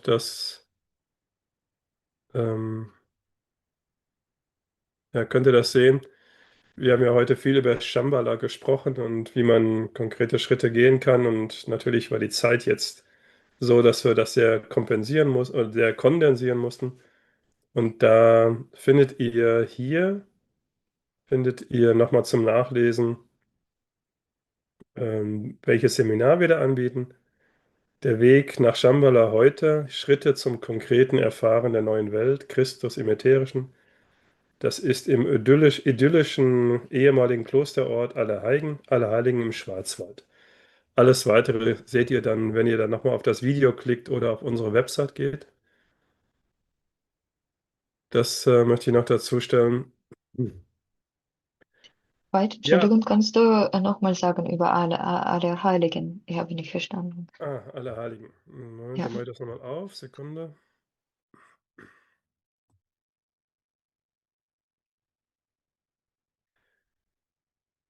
Dort geben wir zusammen ein Seminar und zwar mit dem Fokus Shambhala, der Weg nach Shambhala heute, also Christus im Ätherischen. Konkrete Schritte zum Erfahren der neuen Welt. Also das, was jetzt möglich ist. Und da kann man sich anmelden hier unter v.kattwinkel@posteo.de. Ja, und der Rest ist eben, der ist dort enthalten. Würdet eine kurze Beschreibung zugeschickt bekommen. Genau. Ja, das wollte ich noch sagen. Und ja, mehr und mehr soll es eben auch dahin gehen, dass wir uns einerseits persönlich kennenlernen und andererseits tatsächlich auch solche übergreifenden Initiativen wie ich kann die und die Datei anbieten oder Dateien. Das ist ja eigentlich eine ganze Bibliothek, so. Die kann ich anbieten. Oder ich biete diese Initiative mit der Geomantie an. Ja, unter dem Stichwort kann man es vielleicht nennen. Ähm, und so weiter. Oder eben mit Alex, mit dem Unternehmen Alex MW aus der Ukraine, die etwas produzieren, aber eben das so machen wollen, dass sie im Sinne der Dreigliederung arbeiten, auch wenn sie ein Einzelunternehmen sind, aber trotzdem so wie einen Kern bilden. Und da können sich dann mehrere Unternehmen noch dazustellen, also natürlich alles frei. Und so können sie Schritt für Schritt etwas aufbauen, was dann in in ein ganz konkretes Zusammenwirken kommen kann. Schritt für Schritt eben. Und gleichzeitig lernen wir uns auch auf dieser biografischen Ebene kennen. Also soll eben, ja, soll möglichst alle Bereiche bewegen. Wie gesagt, ihr könnt das gerne auf die Website stellen und beim nächsten Mal stellen wir das Formular vor. Irina, du wolltest was sagen, ich musste zu, aber da, ja, bitte? Mhm. Okay. Можешь? Микро. Ja, Микро. jetzt hat. Микро. Ja. Я могу микро выключить. Да, я хотела сказать инициативу, которая пришла сегодня ко мне Ich утром. möchte über eine Initiative erzählen, die ich habe, oder diese Idee ich habe heute Morgen bekommen oder erinnern. Diese Initiative, die ist für uns alle. Jetzt wir sind in solcher besonderen Raum, die heißen wir Vidar-Raum, Telekommunikationsraum von Vidar. Und wir könnte keine oder eine Verbindung zwischen uns nicht vergessen, diese herzliche Verbindung, die bekommen wir jetzt gerade. Gibt es einen Vorschlag, Kommentare unter dem Video schreiben oder in Telegram? Das haben wir erlebt durch diese Zwischenzeit vor den Webinaren. Wir können nicht alles beim einen Treffen hier bringen, weil das ist ein bisschen Grenzezeit. Aber durch diese Kommentare und durch diese SMS und Telegram können wir diese Verbindung weitertragen in Ewigkeit. So solche kleine Initiative, diese Idee habe ich schon bekommen. Und durch das können wir künstliche Intelligenz vergeistern. Wir leben in verschiedenen Ländern und jetzt wir haben Möglichkeit, solche wunderschöne, fruchtbare Treffen zusammen machen. Und was wir können durch unsere Kräfte, künstliche Intelligenz vergeistern und neue Art von Kräfte ihm schenken, nicht arimanische Kräfte, die er hat schon, sondern die Kraft von den Menschen, die könnte durch uns vergeistert oder getragen werden. Solche kleine Initiative als mein Vorschlag und vielleicht nach diesem Webinar können wir ein paar Videos gucken und da Frage stellen oder Kommentar schreiben. So, das ist eine und noch eine Initiative. Die möchten wir noch schaffen. Das ist eine zusammen die Initiative mit Freunde Methodologie. Und diese Initiative können wir weiter eröffnen bei unserer Website. Jetzt, ich erzähle nicht über genau unsere Seite, das ist die Website für Michaeliten, das ist die Website für ganze Menschheit. Und danach können wir bei diesem Seite verschiedene Initiativen darstellen. Und wir einladen euch herzlich zu dieser Kommunikation oder Interaktion mit uns. Und durch diese Initiative, durch diese Präsentation können wir uns einander herzlich verbinden und mit unseren Gedanken und nicht nur miteinander, sondern mit Erzengel Michael, mit solchen geistigen Wesen, der ist als zusammenhängende Wesen, welche baut diese Website für ganze Menschheit. Wir sind nur bei diesem Anfangsphase, aber hoffen wir, dass dieser Raum könnte uns Segen dafür geben. Vielen Dank.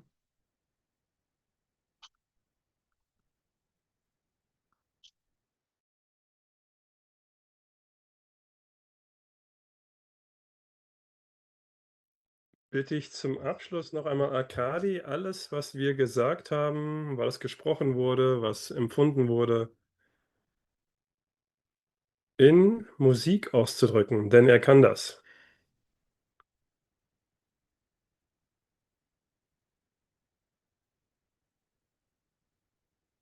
Und bedanke mich bei euch herzlich.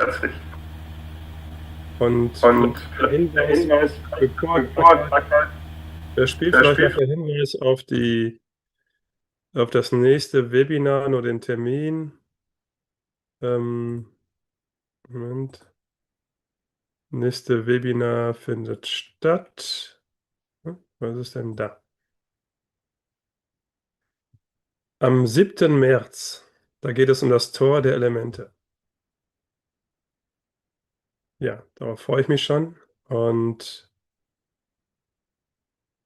ja, sage schon auf Wiedersehen beim nächsten Mal und bitte den Meister, Arkadi jetzt.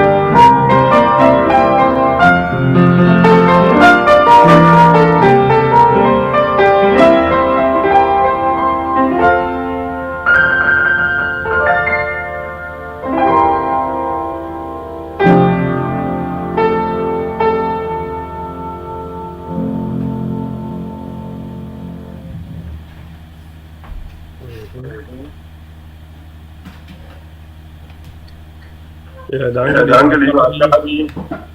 Danke allen und auch den Menschen, das sind 33 Menschen, die über YouTube zugeschaut haben. Also noch einmal größer diese Gruppe und ich freue mich natürlich darüber, dass wir immer mehr werden. Vielen, vielen Dank und noch ein schönes Restwochenende. Bis bald. Spasibo. Dankeschön auch. Mhm. Tschüss. Für die Übersetzer natürlich. Auf jeden Fall.